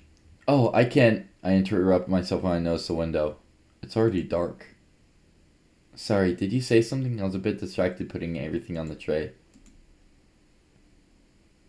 Crow, do you think we can go outside tomorrow? And please don't avoid my question like you did this afternoon. Why? Huh? We just went yesterday, didn't we? And harvested plenty of things at that. I don't see why we should do it again if we don't need to. I mean, it did take a while to find the chaga mushrooms walking towards the side of the forest that had non-poisonous pine needle trees. But I don't think we really harvested that much. Still, he's probably going to keep making another excuse if I point this out. I need a different approach. Look, if this is about your car, it's not. Well, it's not only about my car. Apart from plants, you also study animals, don't you? Yes, I want to do that too. You see, I happened to see a crow yesterday. For a moment, I swear I see his right eye twitched, but so quick and imperceivable that it's as if it never happened. Okay, what about it? God, he really not budging, is he? I can't help but to feel the crow's important. But let's not mention it had red eyes, just in case. It reminded me that you were researching their habits and stuff. Can't we go out in the morning, see if we can find any crows? Staying inside all the time is starting to feel suffocating. Plus, if it was used, that there are many things to have to see for ourselves, right? Look, DonLee, I know that's what I said a few days ago, but it's not that simple. The weather here is really unpredictable this time of year. In fact, it's extremely likely that there's another blizzard soon. What? In the meantime, I can give you a book on crows if you want to learn more about them. And if you're feeling suffocated, I can always open one of the windows, but we really shouldn't be going outside. Why isn't? Why not? It just isn't. Why not, you stupid bastard? He cannot be trusted. I'll still have to go home eventually. The moment those words came out of my mouth, his expression pulls a 180. Why are you so persistent? Here comes the yandere. What? You really want to freeze to death? Is that it? Are you that stupid? Oh, no. Oh, no, you didn't. Now, wait a goddamn minute here, you fucking lettuce. Who the fuck you think you are? I'm someone who knows the dangers and implications of what you want to do. I'm someone who... Common sense. Something that you clearly don't have. What? Fuck this. Fuck you. I'm not gonna sit around and here talking to a pig-headed imbecile who thinks he knows what's best for me better than myself. Maybe I will. Fine. Fine. With the conversation clearly over, I storm all the way to my room. Ah, he makes me so angry. I'm gonna wake up fucking tied up, am I? I scream in the pillow and kick my legs on the mattress. What am I, fucking two? What the hell is his problem? He can't tell me what to do. I'm a fucking adult. He doesn't even own me. And I do have common sense. Probably. I can't deny that he did seem worried, but why won't he tell me anything? Crow, what are you hiding?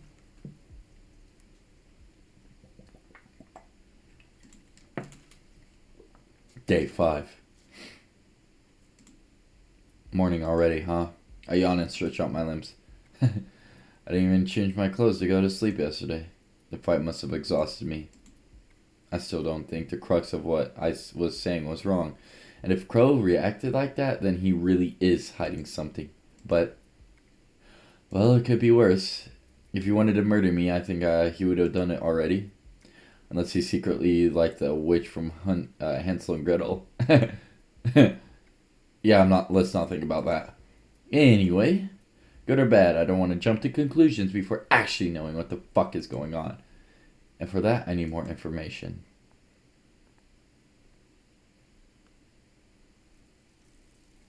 Once I change my clothes, I go wash up in the bathroom. Make sure to splash my face a good amount of water. I need to fully awake for once. Ironically, though, this morning is the earliest I've been awake since forever. Crow should still be sleeping. Should I make breakfast for once? Sure, why not? I kind of want to see his reaction. Crow's not here. Okay, he's definitely sleeping then. Oh, I guess it's cooking time. Full 180, I thought you were going to leave. Alright, it's done. Mission complete. God damn it, my fucking middle finger keeps depressing on the right button. Right mouse button. Once I finish cleaning everything up, I look at my creation, place it upon the ceramic plates. I don't think I'm a bad cook. Well, maybe decent's more accurate, but it's been a while since I made these. Hope they're edible at least. To be honest, I'd like to investigate a cabin a bit more, but I shouldn't take any unnecessary risk right now. Crow should wake up at any moment. And no matter how hospitable he is, God damn, I keep having strokes and reading. Oh my god. There's a difference between making yourself at home and snooping around for clues. He's not an idiot and perceptive to boot. I shake my head and look in the direction of the kitchen door. Time to go look for him. Okay, since he didn't come to the kitchen yet, he must be washing up. He saw you. Crow? It came from the living room, didn't it? Who's he talking to? As quietly as possible, I tiptoe across the hallway till I'm right in the living room's entrance. The voices are definitely coming from the other side. I gulp. My hand touches the handle. Ever so slightly begins to open the door. The window's open. That's unusual. Wait, what the? Is that a crow? That's why I kept telling you to leave it all to me. What's the point if you show yourself? It makes everything more complicated. DonLee isn't stupid. He already suspects something strange is going on. I would not have made an appearance if you weren't taking so long. This is the first time this has happened. I'm going to have to visit their dreams again. What the hell did you just say? Let's just listen to the voice. His face twists in a deep glare, one I've never seen before. Again? Are you fucking kidding me right now? Did I study? God damn. 1 week. Reason why I shouldn't kill you. Because of the blood. Oh, so he's not a skinwalker, but yeah, that fucking crow did do it on purpose. You're lucky you look like that. What was that noise? Shit. I stepped way faster than freaking blue hedgehog. These damn creaky wooden doors. No, think only run. No, think only run. Fuck. Please tell me I didn't completely screw up just now. DonLee? Okay, I got this. Act natural. Crow enters the kitchen and approaches me. Crow, buddy, fancy seeing you here. Fancy seeing you here? What the fuck am I talking about? This is his home. Of course he would be here. Good morning. Good morning. Kill me now. This is a complete opposite of acting natural. Quick, find something, get me out of this awkward conversation. I just want my culinary creation not far away from me. Oh, right. That's why I went to look for him in the first place. I made breakfast. What? I grab one of the plates and show it to him. They're not as good as yours, so don't set your expectations too high. Pancakes. Yeah. Hopefully they taste okay. I was going to use honey at first, but I've seen you eat lots of fruit these days, so I thought I'd change it up a little and use cranberry jam instead. Did you get up early to make these for me? Something like that. We got that Riz. Can I try them? Go ahead. I made them for you. Crow picks up a fork and cuts a little piece. Wow, they're so good. Really? Yes. You're just saying that. I'm not. Did you even try them? Not yet. Crow cuts another piece and puts a fork in my mouth. I didn't expect him to feed me himself.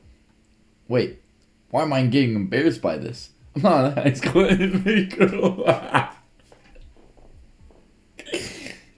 Was that an indirect kiss?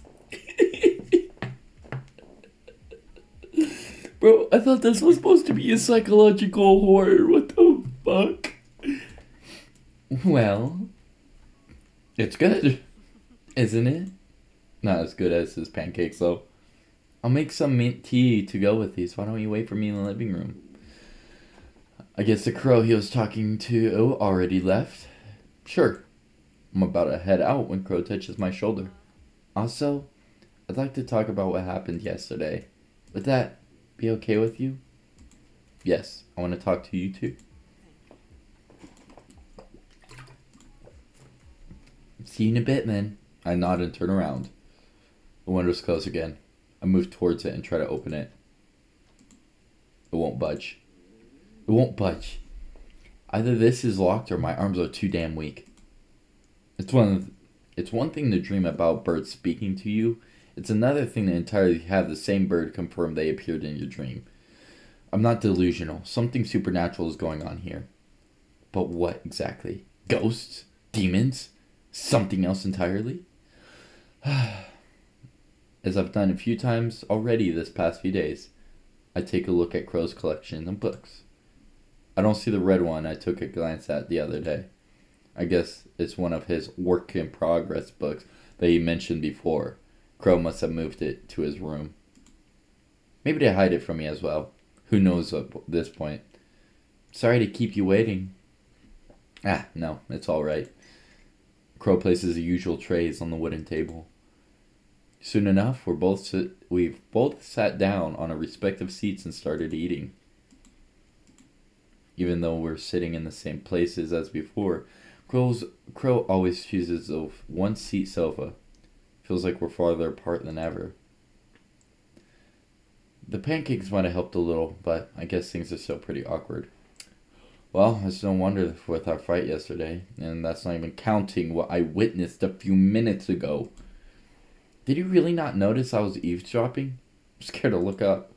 What if things don't get better? I'm sorry.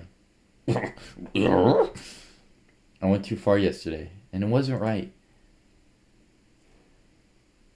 You even went as far to make us breakfast for us and all. To be honest, I'm feeling really ashamed right now. I panicked, and before I could stop myself, I ended up saying hurtful things. I hope you can forgive me, DonLee. It's fine, at least you apologize. That's the least you could do. We've both said too much. I'm sorry too. I'm sorry too. For the record, your lettuce hair is red as hell. Click. Thank you for apologizing, Crow. And I can't say I wasn't mad, but I didn't fare much better, honestly. I'm sorry too. Also, for the record, I think your lettuce hair is red as hell. Lettuce hair? DonLee. You should see your face. I mean it though. You're welcome. If only you trusted me enough to tell me what's bothering you too. By the way, I thought about what you said last night. Huh? Do you think you could wait a little longer? I promise we'll go outside again to forage, to study animals, whatever you wish, truly. The fact that you want to know more about nature, that you're interested in my research, it fills me with joy, more than I thought it would. But the weather really is unpredictable this time of year. I thought it'd let up sooner. However, there's a very high probability that would be another blizzard will strike between today and tomorrow. Oh, and that's not even taking into account the scant few hours of light we get. Winter days are already short, but in this area they're even shorter. I just want to make sure you're safe. There it is again, being safe. Safe from what? Because it sure doesn't feel like he's only talking about the blizzard. Then, the bus won't be available the day after tomorrow. I'm sorry. He doesn't say anything else. I'm not sure what to say either. What is there to say? I can't even contact anyone because there's no reception, let alone internet. Is there really nothing I can do? No, there is something. Crow, do you think you could lend me that book you told me about yesterday? Yesterday? Oh, you mean the book on crows? That's the one. Of course, but... Are you okay? Can't say I am. No. Probably pretty shocked right now. What am I saying? Of course you're not fine. That was a stupid question. Still, moping on it won't help me. So I'd like to use this time to learn something instead. You're seriously amazing. What? Nothing. Let me get you that book. Crow walks towards the bookshelf and takes out a gray shark cover without hesitation. He wasn't kidding when he said he could tear them apart. Jeez, man. My man's that type of autist. He autistic. Here you go, Snowflake. I hope you find it interesting. Oh, don't worry. I will. Thank you. I hug the book to my chest, then make a slight face and bend over, bringing my hand to my stomach. What, DonLee? Oh God, are you alright? Do you feel sick? I guess I'm not feeling too hot. Sorry, I think I'll rest in my room for the day. Of course. Do you need any medication? No, I'm okay. I just need to take it easy. Alright, but please tell me if you need anything, okay? I will. Thank you, Crow. We're faking it. Phew. Okay, I think that went well. I hope. As soon as I take off my shoes and climb on the bed and make myself comfortable, I put the book on my lap and turn the first page. A study on crows. Intelligence, adaptable, and self-aware. Time to learn about crows. Corvus, an especially well-known genus composed of a medium to large-sized birds, which make up a third of the species in the Corvidae family. The most commonly known include ravens, rooks, and crows. While 133 species of Corvidae have been discovered to this day, only about 49 are included inside the Corvidae taxonomy. Going even further than that, there are approximately 36 of these species which belong to the crow family alone. Holy shit, 36? That's... wow. I didn't think there were that many variants. Crows are passerine songbirds, which are generally black in color, although exceptions have been witnessed when it comes to different species. This also applies to their size as well as the color of their eyes. Huh? Interesting. The next several pages contain details classifying the 30-something species of crows up to date. These include their species name, a group of several drawings, most probably drawn by Crow himself, portraying their appearances. Black eyes, white eyes. Come on, there's gotta be something one with... Here. White-necked crow. Overall appearance is black with a few feathers on the base of their neck, though rarely visible. Their eyes are distinctive crimson red. No, this isn't it. This isn't it at all. This is completely different from the one I saw that day and the one in my dream. If anything, the most similar of all has to be the carrion crow, but those have black eyes. Is it a new species then? Or is it not even a crow? There's no other way. To get the answers I want, to get the answers I need, I have to go outside. I have to go outside and find the red-eyed crow. Day 6.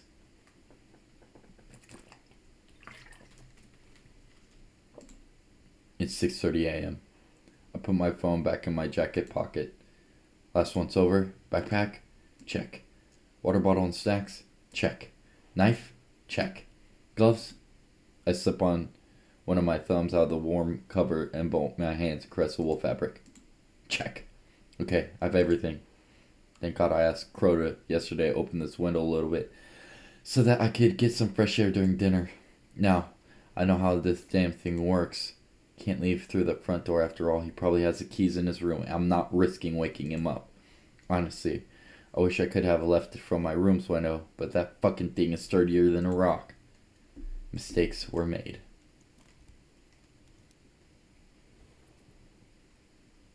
Alright, let's do this.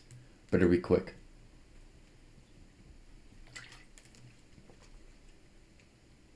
Nailed it. No time to dwell though. I've only got a few hours until it gets dark again. First things first, I need to find my car. Is he not going to check on? I feel like he would check on us. It's so quiet. Too quiet. I can't help but feel some kind of unsettling presence in the air. Am I being too paranoid? Ugh, how much longer until I reach something? This feels too much like the first day I got here. There really isn't anything but snow and big ass trees. That's the moment I arrive near the road. I spot a white metallic sheen that's all too familiar for me to mistake it. My car! What the fuck? What was that? I try approaching my car a second time for good measure, but the moment my foot gets near the wheels, I'm sent flying to the ground once again. What the hell is going on? Okay, careful now. Unlike the first two attempts, I only try to put my hands near whatever the hell is preventing me from reaching my wheeled companion. I don't fall this time, but there's definitely something there. Something like a force field of sort. A fucking voodoo bitch put shit on my car. Ain't your car, motherfucker. Well, if anything, this proves that there's paranormal things at play even more. I crouch down and hug my knees, burying my head between them. What do I do? What can I do? How the hell do you defeat a new supernatural? I should look for that crow. Even though my eyes are still closed, I shut them even tighter and squeeze my arms with my hands. Like a silly ritual to brace myself. Huh? Once I'm back on my feet, I spot an odd line in the snow between my feet and the car. A line that I had noticed before. What the? Is this the line of the force field? I glance both to my left and right. The trail in snow keeps going farther and farther. Guess there's no way around it. Step by step, I follow a line until, not that far from where I'm walking, a reddish stain brings me to a dead stop. Is that dirt? No, it's too red to be dirt. I move faster, then I see it. This wasn't here before. A strange symbol carved in the snow. Perhaps a snowflake, perhaps a star being pierced by arrows. All disturbing at the same time. The center looks like an open eye. The hue that ingrained it. God damn, I'm having a stroke, my guy. What the fuck is going on? I'm having strokes, bro. I'm gonna find my face and me thinking down. The hue that's ingrained in its lines make them look like veins.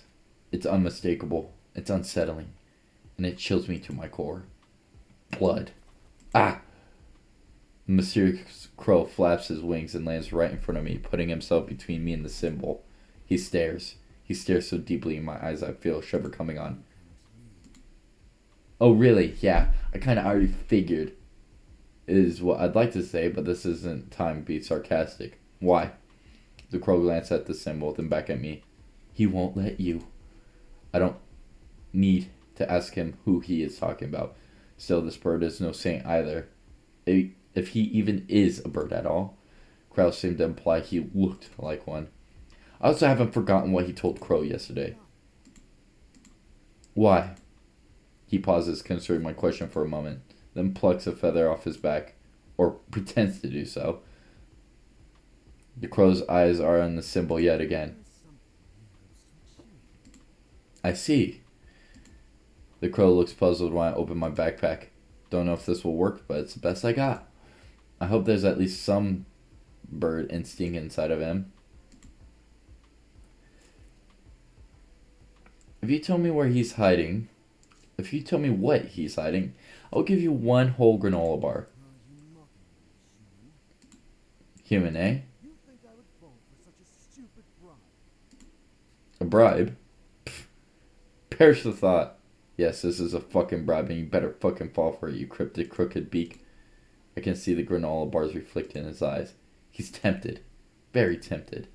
But I'm not entirely convinced. Oh, come on, don't give your feathers in a twist. I'm just sharing a snack with a very smart bird who warned me about imminent danger is all. One is not enough. This fucking... Okay, I'll give you both granola bars. Happy now? Without answering, the crow pulls out bars from my hands with such vigor and that he tears my glove. Ah! The sting in my palm makes me bring my hand closer to my face. Bigger, stupid bird, store my skin. God, it's like you've never eaten before. When I look back at him, he's already licking the crumbs. God damn, motherfucker was hungry. It's not just the crumbs. A small drop of my blood seems to have made it to his mouth as well. What did you just say? He turns his neck in my direction. I gulp and step back. Behind the cabin. Huh? Go further along the cabin, then head straight. You'll find your answers there. Thank you, my kind sir. Wait. Ah! Jeez, you... Huh? The symbol's gone. Why does that make me uneasy? Can't say I fully trust the bird either, but I don't have any other leads. There it is again. What is this feeling? It's as if someone or something was watching me. Damn, it's getting darker. And there's a bunch of clouds too. I should hurry up, crouching down as much as possible in order to avoid the windows. Better be safe than sorry. I move forward in slow but steady steps until the cabin's far enough for me to walk at a quicker pace. What the fuck is this? A huge mass of decayed wood surround the area. Everything is gloomy, hushed, disturbing. Small, decrepit houses that look like they haven't been inhabited in decades. Traces of what once was a wide-ranging crop farm. Eerie, soulless, obscure, abandoned. The light has gone. A ghost town. The thing behind Crow's log cabin is a literal ghost town. It's pretty much impossible to let go of the shock and utter disbelief I'm feeling right now, but my eyes start to adjust to the scene nonetheless. Wait, is that? Well, I initially thought it was a piece of broken wood from one of the vacant houses. Now starts to look more and more like a crooked sign, though the words are somewhat faded. No wonder. The sign is pretty much ancient. They're still distinguishable. Let's see what it says. Important notice. Danger zone. Do not enter. To a long bout of unprecedented winter weather, this area has been closed off to the public. By unanimous decision of the Cedarian government, an agricultural and urban expansion has been approved in order to migrate the farmsteads from the village formerly known as Layden Spring, now Winter Hollow, to the town of Veritas Falls.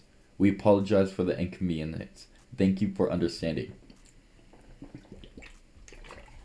So he came from Veritas Falls, but moved back here? Oh my god. Oh my fucking god. How the flying fuck did I end up in a place like this? Is this a demon zone? Hell, is Crow even human?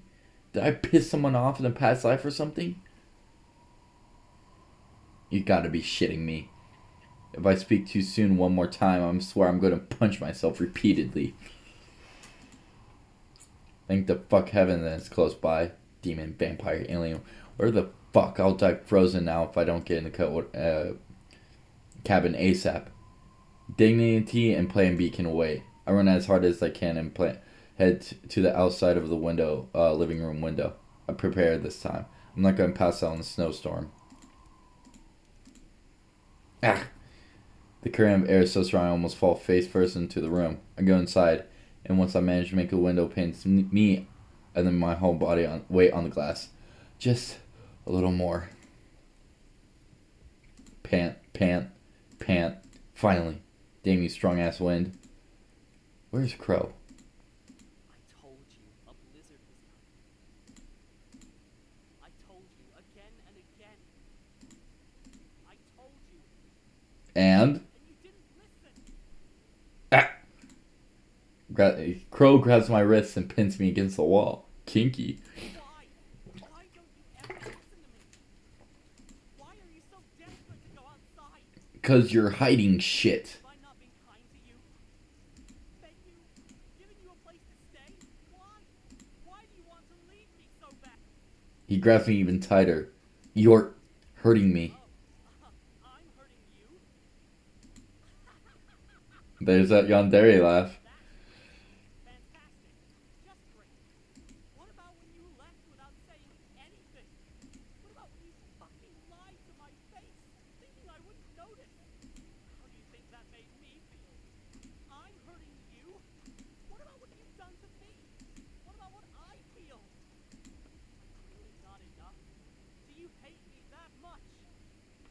I don't hate you. You just Answer me! What do I have to do for you to stay? stay. I can feel his hands trembling on my wrist. Stay. Kidnap me. Or fucking. I raise my. I need more water. Goddamn. I release myself from his grasp and take a few steps back. Crow. Stop trying to manipulate me, bitch. Relationships shouldn't be built on lies. You said I lied to you before, didn't you? Well, I'll cut to the chase. You're right, I did lie. But so have you. You have lied to me many, many times. About Winter Hollow being an inhabited village. About a bus ever coming by. About what the real danger I'm facing in this place is. Because I think it's less about the weather and more about the chit-chat from a certain talking bird. Crow. Relationships shouldn't be built on lies. If you really truly care about me, tell me what the fuck is going on. I need to think. Honestly, so do I. I take off my jacket and carry it on my arm. He didn't seem too worried about leaving me alone just now. Well, not like I can leave anyway with the hell's snowstorm outside. I better head to my room.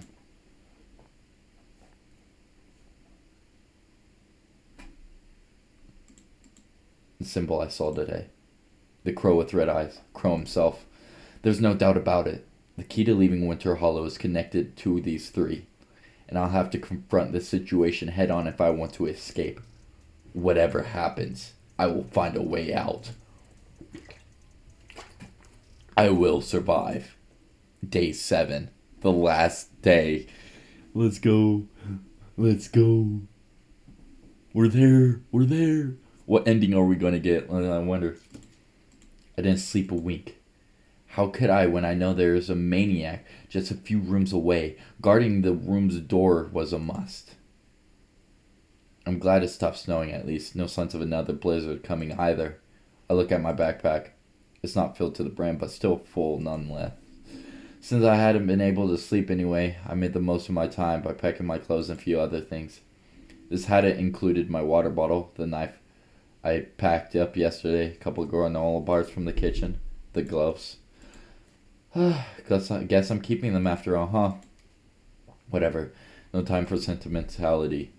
If I'm going to escape, it has to be now. DonLee, are you awake? Fuck. Can we talk? There's something really important I have to tell you. Too late for that now, crow boy. Guess you're still mad at me, huh? Listen, I'll be waiting in the living room, alright? God damn, of course he's going to wait over there. Can't me leaving through the window again, can he? I mean, I could always force the keyhole from the entrance with my knife, but no. It would make a lot of noise and Crow would catch me before I even managed to break it. I'll have to escape from the window in this room. It's smaller, a bit higher than the one in the living room, and let's not forget, much sturdier too. DonLee from 2 nights ago didn't not appreciate almost breaking his hands. Basically, it's a fucking pain to open, but I've got no other choice. It's the only way. Gotta pray it's similar system to the living room's window. I don't want to resort to plan B this early on. No more dawdling, DonLee. The faster I get away from this cabin, the better. I pull on my jacket and get to work.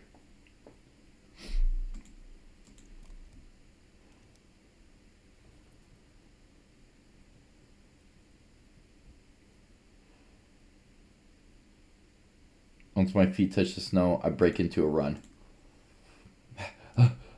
Okay, I've arrived at the place where I found the strange symbol. That has to be the key to getting out, no doubt about it. Carefully, I take a few minutes to search every nook and cranny in the area surrounding me. Just to be safe, I made sure to check more than once. Heck, I even crawl on floors of the ground, being freezing. I'm that desperate. Fuck, where the hell is it? I bite my gloved thumb. Think, DonLee. What are you forgetting? Think. Does that have anything to do with that red-eyed crow yesterday? I vaguely remember that the suddenly disappeared after he flew off. A sudden, swift flapping noise. makes me look up. Shit. Although the faded and misty air prevents me from fully distinguishing the silhouette on the trees, I can still make out several pairs of red eyes staring at me. Of course the damn bird had friends. I don't know if it's intuition, self-preservation instincts, or sixth sense, but everything in my body tells me gal hell out of there pronto. I stayed there way too long. Crow definitely knows I left already. But I can't go back to the cabin. Where do I go? Due to a long bout of unprecedented winter weather, this area has been closed off to the public. That's right, Winter Hollow Village. Most, if not all of those houses looked pretty run down, but maybe, just maybe, I can use one of them as a hiding spot until I figure out how to leave this place. I might even find some more clues. Didn't have much of a chance before with the blizzard at all. Right. As I finish mulling this thought over, a sudden chill runs up the back of my neck, gives me shivers.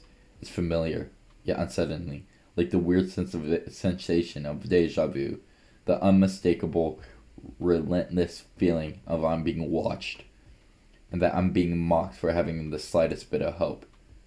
You won't escape. You'll never escape.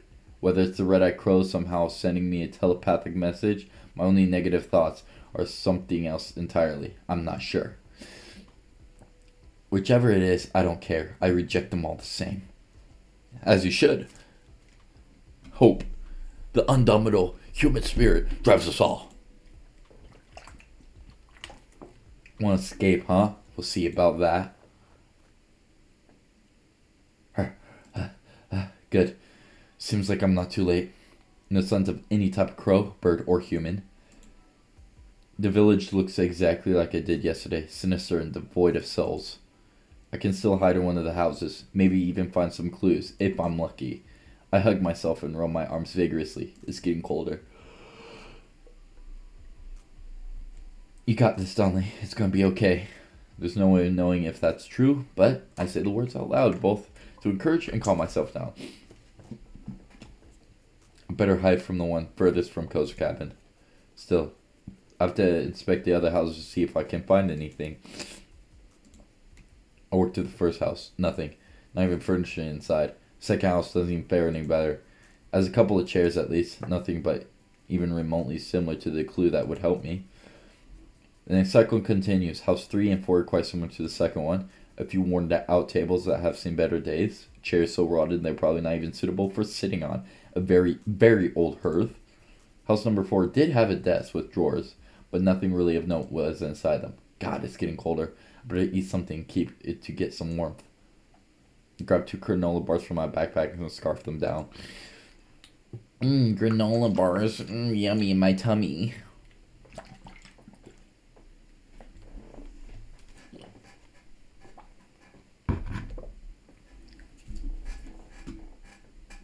Phew. That hit the spot. Oh shit, he's here. Fuck! Right, as I'm about to leave house number 4, I hear a distant yet palpable voice of a man I'm running from. DonLee. Fuck, he's getting closer. Almost as if this was sort of ritual after how many times I've done it by now. I leave through one of the windows instead of the front door. Ah! Unfortunately, because of my urgency, I did not notice the wooden fence right below and ended up crashing into it. Ah, there you are. Shit.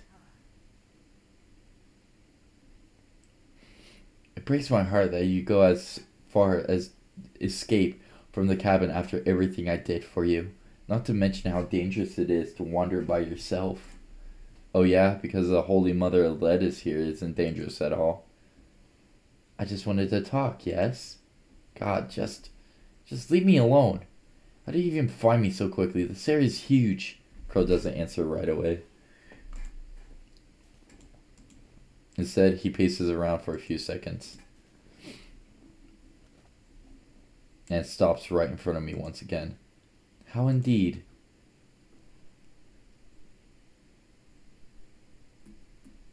I hate being a party pooper, but I'm a little disappointed you're asking when you figured out so much already, Snowflake. His voice is playful, and yet there's a certain edge that chills me to the bone. His eyes are cold, even colder than the frosty winter air. Not that it would change anything, but, well, you must know. You are the crows. A little birdie told me. Run. Run, DonLee, move your legs. You have to stand up. Or perhaps saying they showed me would be more accurate, I guess. Well, details. I kick and feel repeatedly and embarrassed attempt to get up from the ground, but to no avail. Even trying to reach my backpack to take out the knife, which shouldn't even take more than 5 seconds, seemed like an impossible feat. What's happening? I don't have any strength. Would you look at that? Ethiopian poppies are already kicking in. What? Snowflake, sweetheart. You really thought I wouldn't notice you stealing food from the kitchen? Oh, I figured you'd grab something easy to manage, like granola bars you stole yesterday, but I couldn't be sure which snacks you'd end up choosing, so I just added the powder to all of them. Oh my god, you drugged me. Drugged? It's a very strong word. I'm just putting you to sleep for a little while. I feel myself getting weaker. And from the looks on your face, it seems like I won't have to wait much longer. And weaker. To think a little plant could be so powerful, so intense. And weaker. To the point where it hurts to keep my eyes open. You're just amazing. Yeah, sure is, buddy. Last thing I hear before passing out is the howling winter air and the sound of crows' maniacal laughter. Yep, he went full yandere on us, guys. He went full yandere. It's not so fun when you're the recipient, I guess. Yeah, it's killing me. What happened? Oh, we're in his room. Crow, you sly dog, huh? This is... I find myself surrounded by the same type of wooden walls as the one from the room I stayed in past few days. Unlike my previous chambers, though, this bedroom has a lot of books and what looks like research papers, to the point where could be said that it's a little messy. Even the desk at the far end is round in them. A couple of paintings make the place look slightly more cheerful, but not by much. The most distinguishable ones are a crow painting, and the one of a couple of white flowers that remind me of snowdrops. What makes the room look rather sinister is an odd choice of jars containing herbs and other medicinal plant stuff. Good morning, sleepyhead. How do you feel? Although I try to move far away from him immediately, my body has different plans. Fuck. Feisty, aren't we? Sorry to say you won't be able to move much right now, Snowflake. Don't you dare call me that, you lettuce shithead. What the hell did you do to me? Oh, nothing much. Just a little guarantee that you wouldn't be running away the moment you woke up. Again, might I add. So you drugged me. Great. Again, might I add. I'm glad I still have some powder left from the last batch I made. Tying people up is not really my style, you see. I spit in his face. Well, that's not very nice. Crow wipes his cheek. At least wait until I get a test tube, yes? Wouldn't want to waste it. And puts my spit inside a small glass cylinder. I can't wait to analyze this. Wonder how many analyses you have. You're sick in that head. Am I? Huh? I guess love makes you do crazy things. This is a first for me. Oh, come on. You sad. I'm sorry, love? You give me an answer to my confession of love? This isn't love. It's pure obsession. Is that so? Frank, I don't see the difference. Of course you don't. For fuck's sake. If this is how you treat people you love, I don't want to know what you do to people you hate. People I hate? People? Crow bites his lips, barely able to contain his laughter. That depends on what you consider to be people. No. Surely you're pulling my leg here.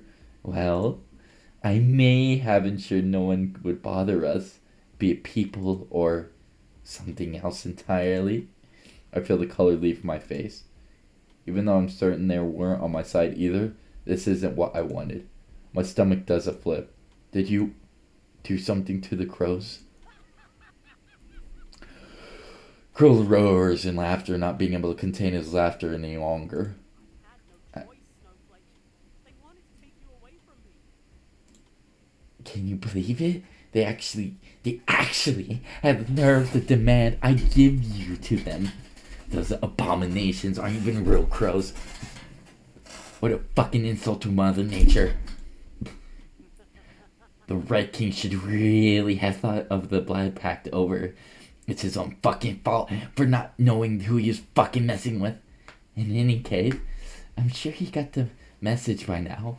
Not like he can leave my pantry anyway. I bet he's glad he doesn't have to share food with his siblings. Crow approaches the bed and puts his hand on either side of my head. God damn. Hard eyes, motherfucker. Forever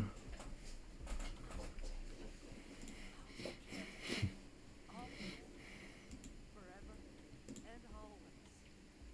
God damn.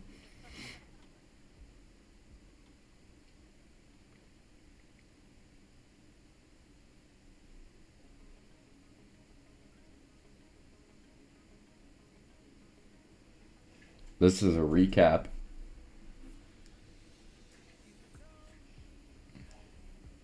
So that's one ending. It says there's 3. So I'm gonna skip past all this in post. And see what ending I got.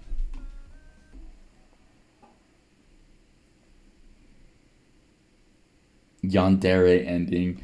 Ooh, woo, woo. Okay. So I got the yandere ending. Let's see if we can get the others. I want you to trust me. I wish... No, what I want is for you to trust me. Just before you said I'm a liar, right?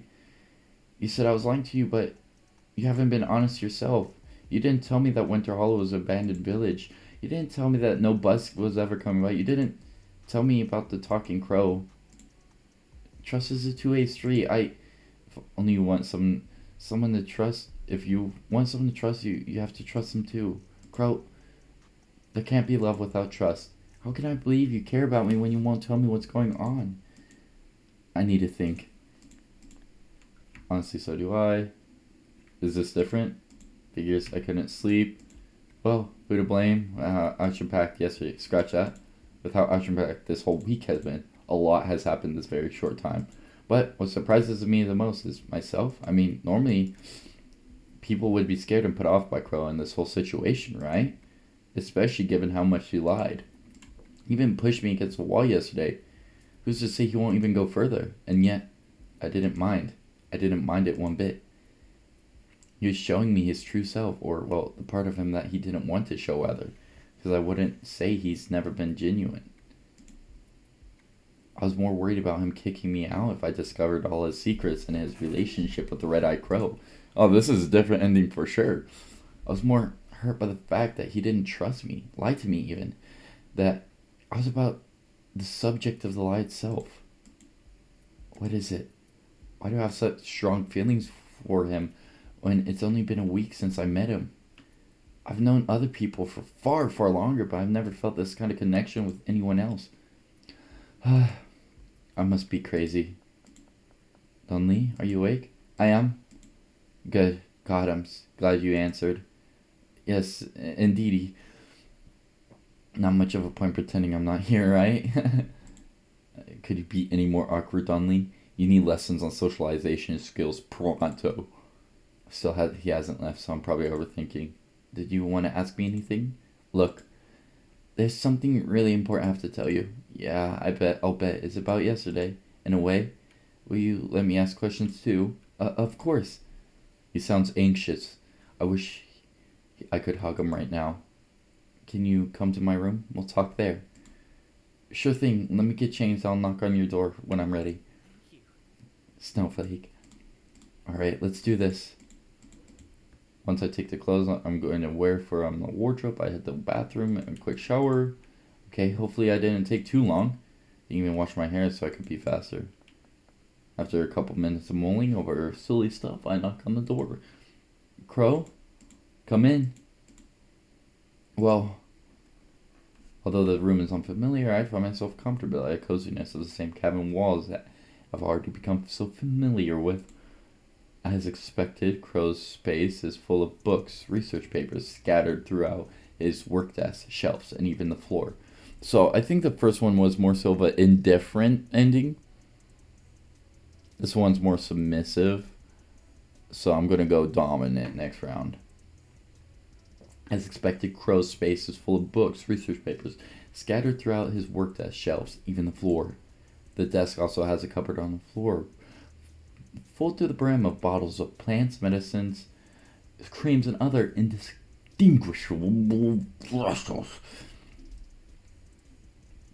What takes me more by surprise, though, are the paintings covering part of the wall and the easel laying against the window. Wow, these look amazing. It's almost as though they were photos with all that detail. Thank you. Painting is a hobby of mine. It helps me clear my mind and relax, especially when I'm not feeling well. I guess you could call it a kind of meditation. It suits you. Do you like drawing too? Very much so. Though I sometimes draw for research purposes too. Makes sense. Your drawings in the Crow book were really good. And the Crow painting. I take a few steps to give a closer look. No red eyes. Instead, they're more of bluish black. Deep mystic. I love it too. You're an amazing artist, Crow. I'll make you one sometime. I'd like that. We stay silent for a few moments, not sure how to continue the conversation. Small talk can only get you so far after all. We need to address the elephant in the room. The tension proves to be too much even for me, so I try to break the silence. Sorry, do you mind if we get the topic at hand? We really need to talk. Yeah, for sure. I was about to tell you the same thing, actually. Ready when you are. I'm all ears. Crow nods and signals me towards the bed while he sits on his desk chair. Once he makes sure I'm comfortable, he takes a deep breath and looks me right in the eyes. First things first, is there anything you want to ask? Wait, let me rephrase that. Is there anything you need to ask, no matter what? Well, to be honest, there's one thing in particular that I can't get out of my mind. Go ahead. Are you human? Crow inaudibly gasped, as if that wasn't the question he was expecting. Soon enough, however, the surprise is replaced with a sad smile. Yes and no. That's my turn to gasp. Gasp! Wait, what? How does that work? My body pretty much is the same as any other human being with some expectations. Well, what are those? One of them you can probably already guess. Crow's eyes are very distinguishable red, and I doubt it's due to some kind of rare pigmentation. Still, lots of people use eye contacts nowadays, so I didn't think much of them at first. The more I looked into the eyes, though, the more I noticed a certain glow to them. A glow that made me shiver every time I felt his gaze. You're the one watching me when I went outside to meet the red-eyed crow, weren't you? That's right. Well, or more accurately, the bird's eyes were watching you. Is that why your eyes are red? Yes. Okay, that's kind of rad, not gonna lie. Why does your answer not surprise me? What about the other thing? Knowledge. Knowledge. Huh? As much as I can learn stuff from books, it will never compare to the knowledge I can receive firsthand from the environment itself. Even if there's a deeper darkness within, even if I can't leave the area anymore, even if I have to enter the darkness myself, I'm willing to make that sacrifice. Why do I feel like there's still something he's not telling me? You heard what I was talking about with the crow the other day, didn't you? I nod. Do you remember what he said? Who could forget something like that? He said you had the blood pact. Exactly. What is that bird anyway? Some kind of demon? There were others like him too.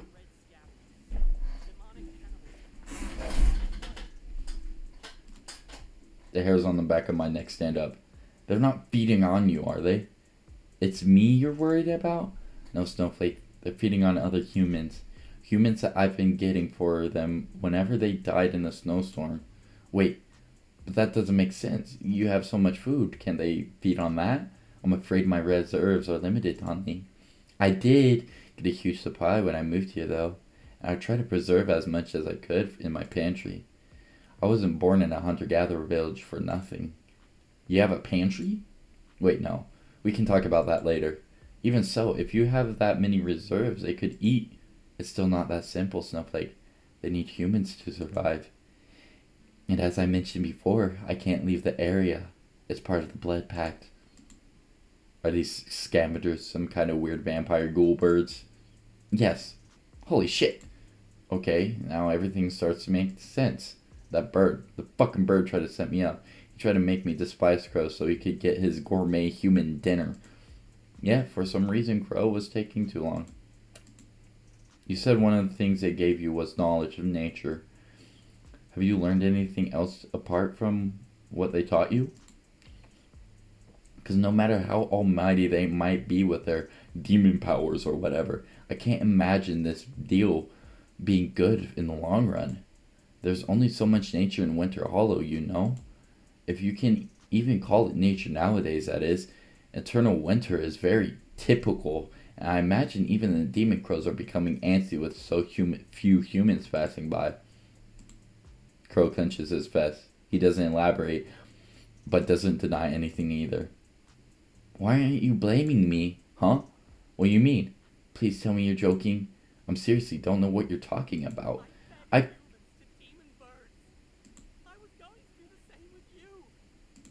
But you didn't. Why? Crow bites his lips so hard. I can almost taste the iron myself. Why? I'm sure you're already tired of hearing me say this all the time, but the weather in Winter Hollow is very unpredictable. It wasn't always like this. Farmers actually lived here before. What? For real? Every year they would stay for 3 whole seasons, then leave before winter even began. Also, their cattle didn't have to withstand the cold. Of course, that was until the weather was actually normal, when the village was still called Leyden Springs. Leyden Springs. I see. So that sign I saw yesterday was the real deal then. What happened? No one knows. What? But the demon bird. Believe me, I'm not fond of them either. But they're not to blame for the never-ending winter. They're just the reason why I made the pact in the first place. I just couldn't bring myself to leave Leyden Springs. What was causing this strange weather? How it affected nature? How it possessed other animals to survive under such harsh conditions? But, of course, I'm only human. I couldn't possibly risk it to the point where my body would break. I needed something more powerful. That's what I meant. That's when I met the red scavengers. They never appeared before that? No, that's what's so strange. I knew Leyden Springs top to bottom, yet I'd never seen creatures like them. They're so strong, enough to withstand blizzards. They just don't have the energy to kill humans or move them around. So that's why you made the pact. Yes. I never really killed any humans myself, though.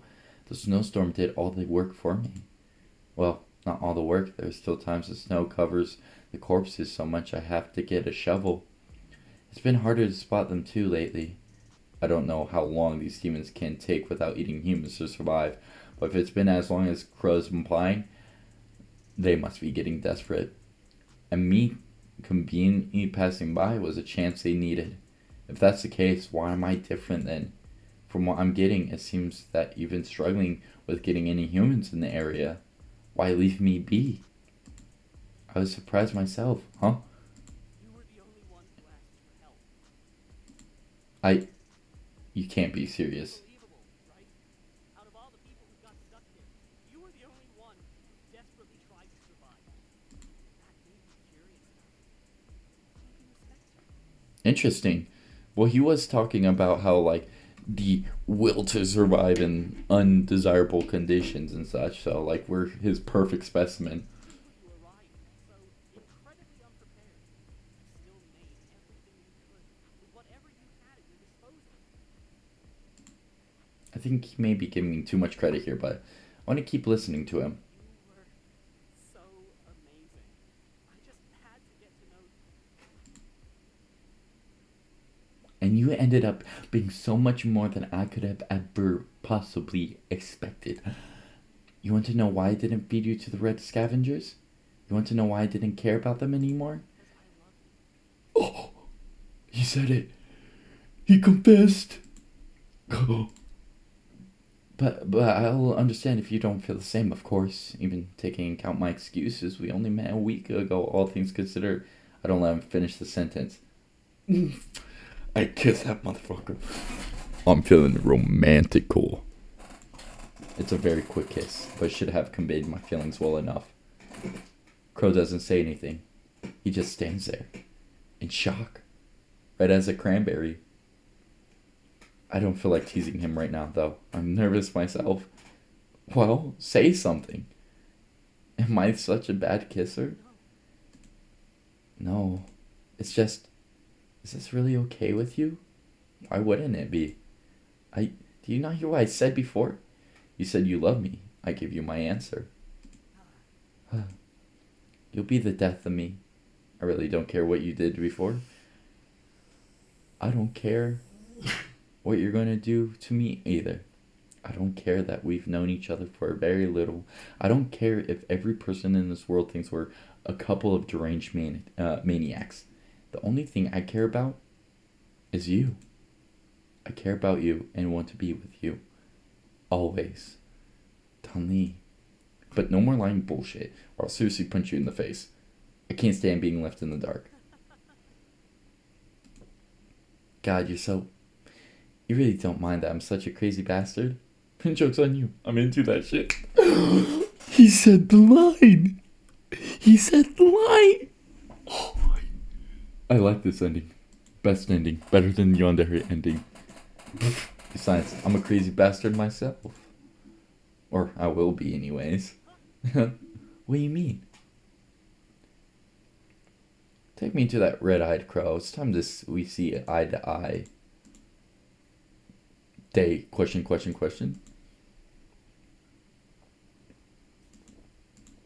Ah, the air feels so crisp and clean.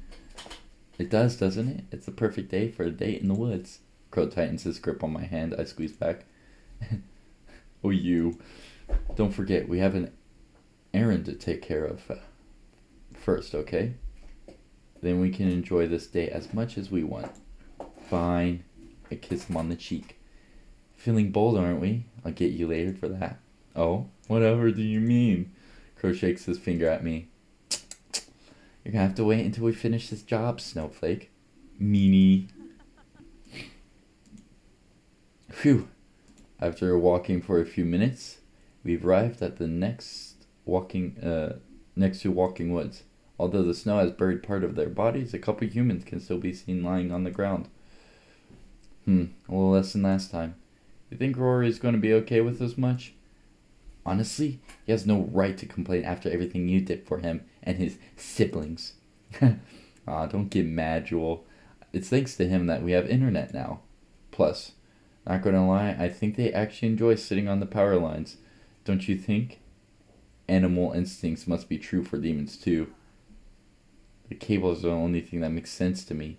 I don't understand how the wild dry whatchamacallit works. Wi-Fi, Crow. Whatever. It's like mumbo jumbo. What important is that it gets the job done. And I guess that YouTube stuff isn't bad either. Come on, give me a little credit. Making all those advertisements wasn't easy, you know.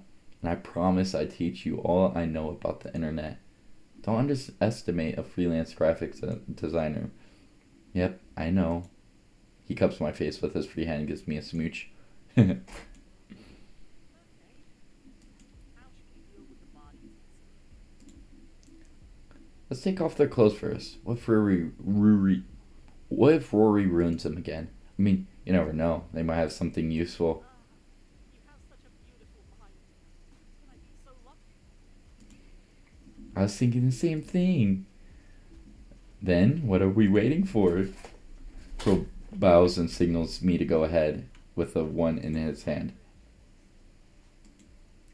The crazy end. Alright, so that's ending 2 out of 3. Skip credits. What ending is this? It didn't give me the fucking ending. Gallery. Endings. The twisted ending. Okay, I got one more ending to do, so let's hit it. Stop trying to manipulate me. Got a lot of nerve to call me a liar, you fucking hypocrite. Farmers living in Winter Hollow? A bus coming by when snow's been removed? Oh, and let's not forget your friend, the talking bird. Let me guess, you two are in cahoots, planning to sacrifice me to the devil or some shit? DonLee. Well, what's the matter? Nothing to say, huh? Too much honesty for you? I need to think. You didn't seem too worried about leaving me alone just now. I guess I can't really run away when there's a dreadful blizzard out there. But I'm getting the hell out of here the moment it stops, no matter what. I better head to my room. There's gotta be a way to escape Winter Hollow. Earlier today, that red-eyed crow was insistent on covering the strange symbol from me, as if he were afraid I might touch it. I still don't know what the symbol does, but I have a feeling it's the key to leaving this place. Whatever happens, I'll make this nightmare sure this nightmare ends tomorrow. Day 7. Skip. I didn't sleep a wink. Is this yandere end again? God damn it. Fuck. It's the yandere. God damn it. I thought I was onto something.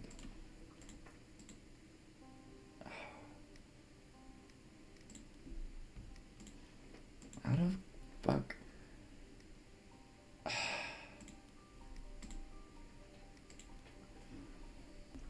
Relationships shouldn't be built on lies. I hope we're able to talk better tomorrow. I'm not going anywhere. Not until I get some answers, at least. Alright, here's the ending. Oh. I can't, not like I can leave this hellish snowstorm outside. Still, I wish we lived closer for each other. I better head to my room. Crow hasn't told me anything yet, but he didn't have to. His reaction said plenty.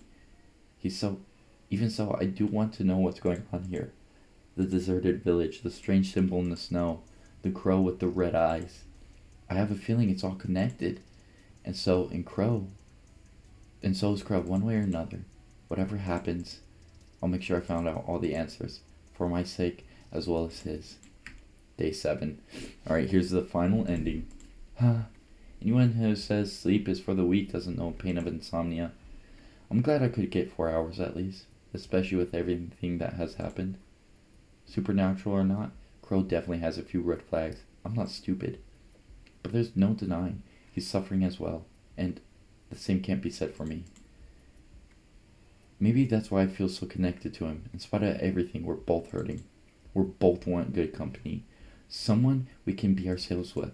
And I just can't forget how happy he looked that night when he told me how he wasn't lonely anymore. I think the reason why I dropped the plate was because deep down inside, I felt the same. I feel the same. But we can't really ignore that big-ass elephant in the room, can we? This place does something to you. Something not quite right. And it's not just the supernatural. Being isolated from the whole world for a long time isn't healthy. I can't help Crow with all he's dealing with. I have my own demons to fight. But I can at least help him get out of here. I have to talk to him now. Without wasting another moment, I head to the cabin's hallway. It's earlier than usual, but Crow should have woken up by now. I'll try the kitchen first. He's not here. That's odd. Did he go to the living room? Not here either. Maybe he's taking a shower. Yeah, if he was in the bathroom, barge right on, and he's fucking dick out hanging. Did something happen to him? Why do I feel so uneasy? I give my cheeks a few slaps. Stop overthinking, DonLee. This is not the time. See? His jacket's right there. Let's go to his room first. He could just be sleeping. I take a few steps forward and stop right in front of his door. Crow, are you awake? Silence. One more time. Crow? For the first time since I came here, I finally get a glimpse of Crow's room. It's packed with books, research papers, even cardboards with jars full of medicine, plants, and what look to be herbal creams. It has the same type of wooden walls I've become familiar with throughout the week. And the easel lying against the window suggests Crow must be the one who made all the paintings in the cabin, including the ones in my room. I sit on the mattress and take a closer look at the painted crow and snowdrop flower. His art skills are amazing. I bet he drew the crows from the book he lent me too. He's not here either. Then he must be...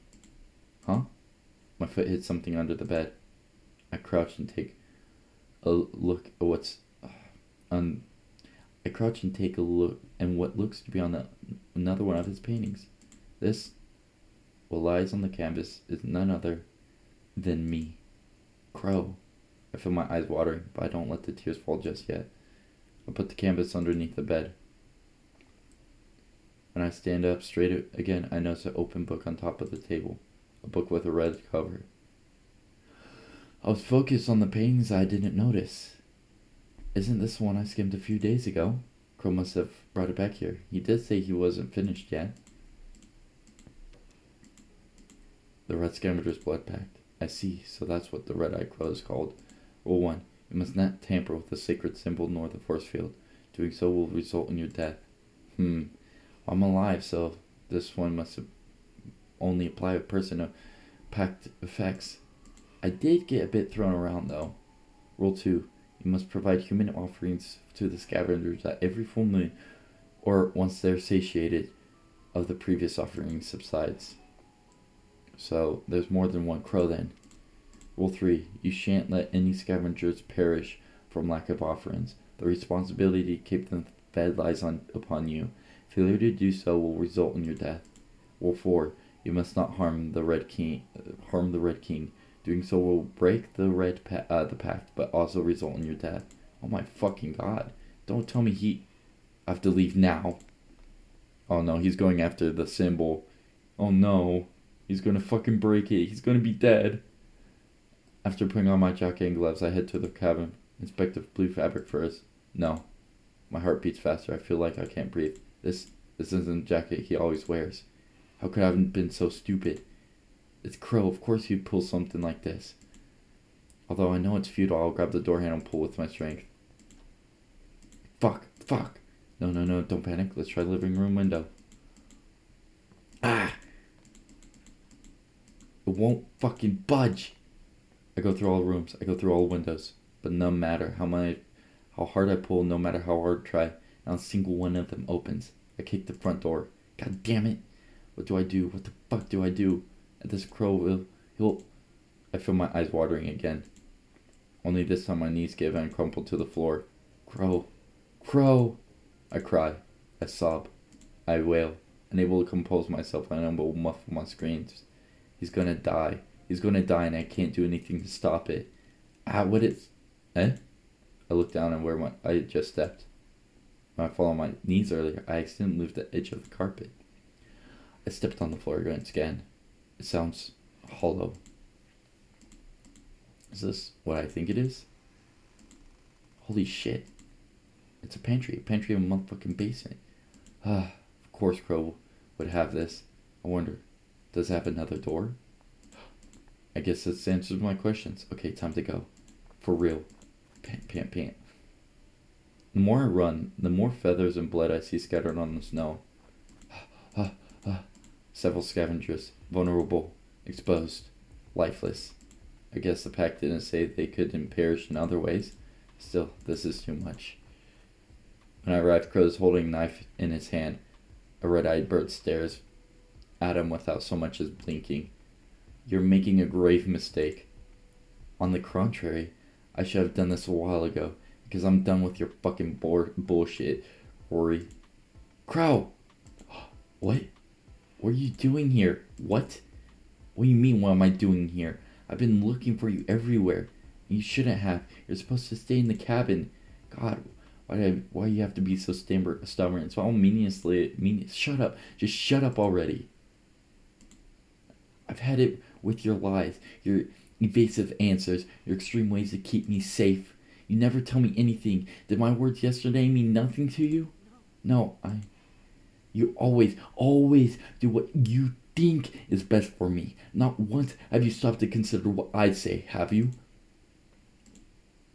I feel my eyes sting. Oh, no, Crow. Oh no, Crow, it's great. Crow is perfect. How could he know what's best for little old DonLee? My version starts to get blurry. Surely DonLee wouldn't mind. Surely DonLee would appreciate it. It's for his sake, after all. Another teardrop threatens to roll down my cheek. I hide my face in my hands. Fuck. DonLee. Please tell me something. What would you dying even accomplish? You'd be set free. And how is sacrificing yourself going to set me free? Crow doesn't answer. I don't want that. I really don't want that. And it's not how you solve problems.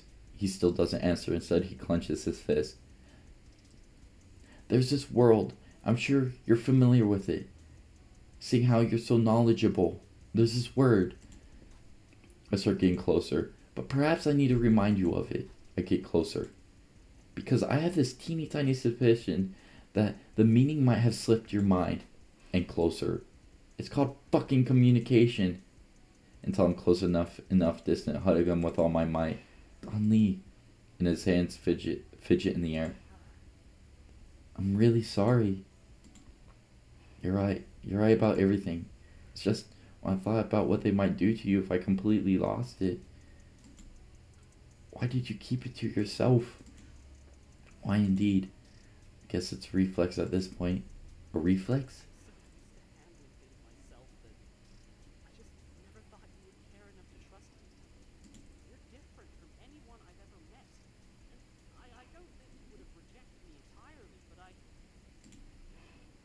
I was scared. He doesn't seem to say it out loud. His whole demeanor is proof enough. I squeeze Crow's back. Although he still doesn't hug me, I feel his hands touching my shoulders. Yeah, you are. I don't think I've ever met someone with as many red and green flags as him. You are a mess. Yes. But so am I. Just as I can't fix you, you can't fix me either. I look at him in the eyes. But we can try to heal together, one step at a time. DonLee, look, maybe I'm getting ahead of myself. I know we haven't known each other that long. And I know it, and yet I haven't felt as close to another person as I felt with you. Maybe it's cheesy to say this, but these past few days, I feel like we've formed a connection. I love you, Crow. We said it first instead of him. I need you here, alive. Let's figure this out together. Please. Okay. There's no more hesitation when I feel his arms wrap around my back. Okay, DonLee. Really? After a small pause, Crow pulls back gently. He brings his hands to my face and wipes the tears from my cheeks. I laugh. He starts leaning in. I close my eyes and feel his lips pressed to mine. Okay. We smile and touch our foreheads together. Oh my god, I forgot he was here. Good. Now.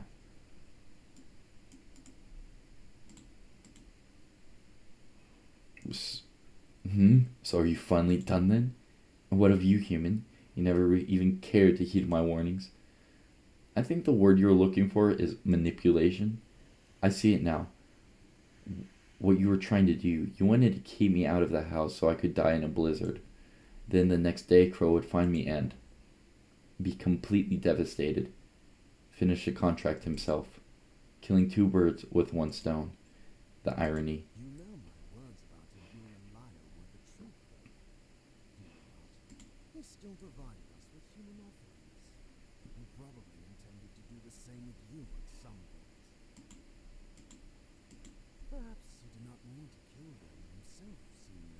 snowstorms did the work for him, but he still will bear the heat. I think back on the past few days.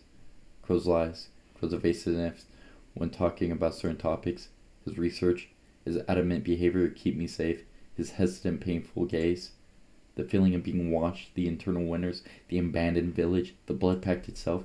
Yes, Rory. Yes, I know. And seeing how the amount of people coming to this area getting lower and lower, you both must have been desperate. Do I think it was right? No. No, I don't. But I think back again. The warmth of Crow's food, the way his eyes twinkle when he's happy, the way his cheeks blush when he's feeling shy, the way he smiles at me. But that is something for him and I to talk about and solve ourselves. This is none of your fucking business. Rory pauses for a moment before answering. Quite the feisty one, are you not? We can agree on that one at least. Indeed. Not gonna lie, Rory. I kinda expected more backlash. Don't crows usually care about what happens to their flock? Perhaps. But, as I'm sure you have noticed, I'm no crow. At least not entirely. I indeed care for my brothers and sisters. What's done is done. Partaking in a bout of my company would be a waste of my time and their memory. I guess I understand where he's coming from. But where does that leave Crow and me? What will you do now? Rory sighs and gazes at one of the nearby trees. There's no point in remaining in Winter Hollow. It does not provide us many offerings anymore. Therefore, I think it is time for me to migrate to a different area altogether. Ooh. He turns back to bird, demon, or human. One has to learn to adapt. No more partial migration. No more partial migration. Wait a second. What about the blood pact? The symbol? The force field? It will all be nullified the moment I take flight. Will that hurt Crow? I hold Crow's hand, interlocking my fingers into his. He squeezed back. It will not kill him, if that's what you're afraid of. I breathe a sigh of relief. However, he will still have to suffer the consequences of his actions. A deal with the demon is no joke. Once the pact is nullified, it will remove whatever you gained from it. I think you probably have an idea of what that is, do you not? I feel Crow's gaze on me. It glows red, charming yet mysterious, and I can't look away. His red eyes. There were a few times when I was outside the cabin and you weren't there with me, but I felt someone's presence, someone watching me. That was you, wasn't it? Yes. That is correct. Does this mean his eyes will go back to the way they were before, or will he become blind? Not completely blind. I will only be able to see red. Well, black and white and red to be more specific. But ironic if you think about it. Still, it's a price to pay for messing with the supernatural. But you won't be able to see nature in the same way ever again. Don't worry, DonLee. I'm fine with it. Really. Alright. This is not all he will lose. What? There's more? What other thing did he ask for? Knowledge. Knowledge about nature. What? But Mind you, not what I can learn myself with books and my own observation. But, as you know, there is a limit to what one can learn when it's alone. It will never compare to what it's like to receive information directly from the source. information that no human could possibly achieve by regular means. You're willing to give all that away? Kara looks surprised for a second, but almost immediately his expression changes to a smile. Don't worry about it. Besides, don't you think it's more exciting to discover new things and have all sorts of experiences? I'm going to quit my job. Really? Really? Yes. I'm going to quit my job and do something I really want to do with my life. Maybe move to a different neighborhood. Or new area even. Will you come with me? Crow caresses the back of my hand with his thumb. Always. Tightening up the grip on your hands, you take one last glance at Rory, the former Red King, before he takes off. A cerulean blue paints the sky. It makes it seem rejuvenated. No clouds, no gray, just a touch of the breeze. But Is it really the same sky if the people who look at it have changed? What do the birds who migrate think about flying when in its currents? What do they feel as they follow the winds that will take them to the new home? Perhaps we're not so different from animals. There will always be uncertainty in the decisions we make. There will always be a gnawing feeling of dread. But it is in those times when we have someone by our side, someone you can share your true self with, will remind you of the one very important thing. You are not alone. You are never alone. I feel like that was the canon ending. I don't know. It felt more official. I feel like that was canon.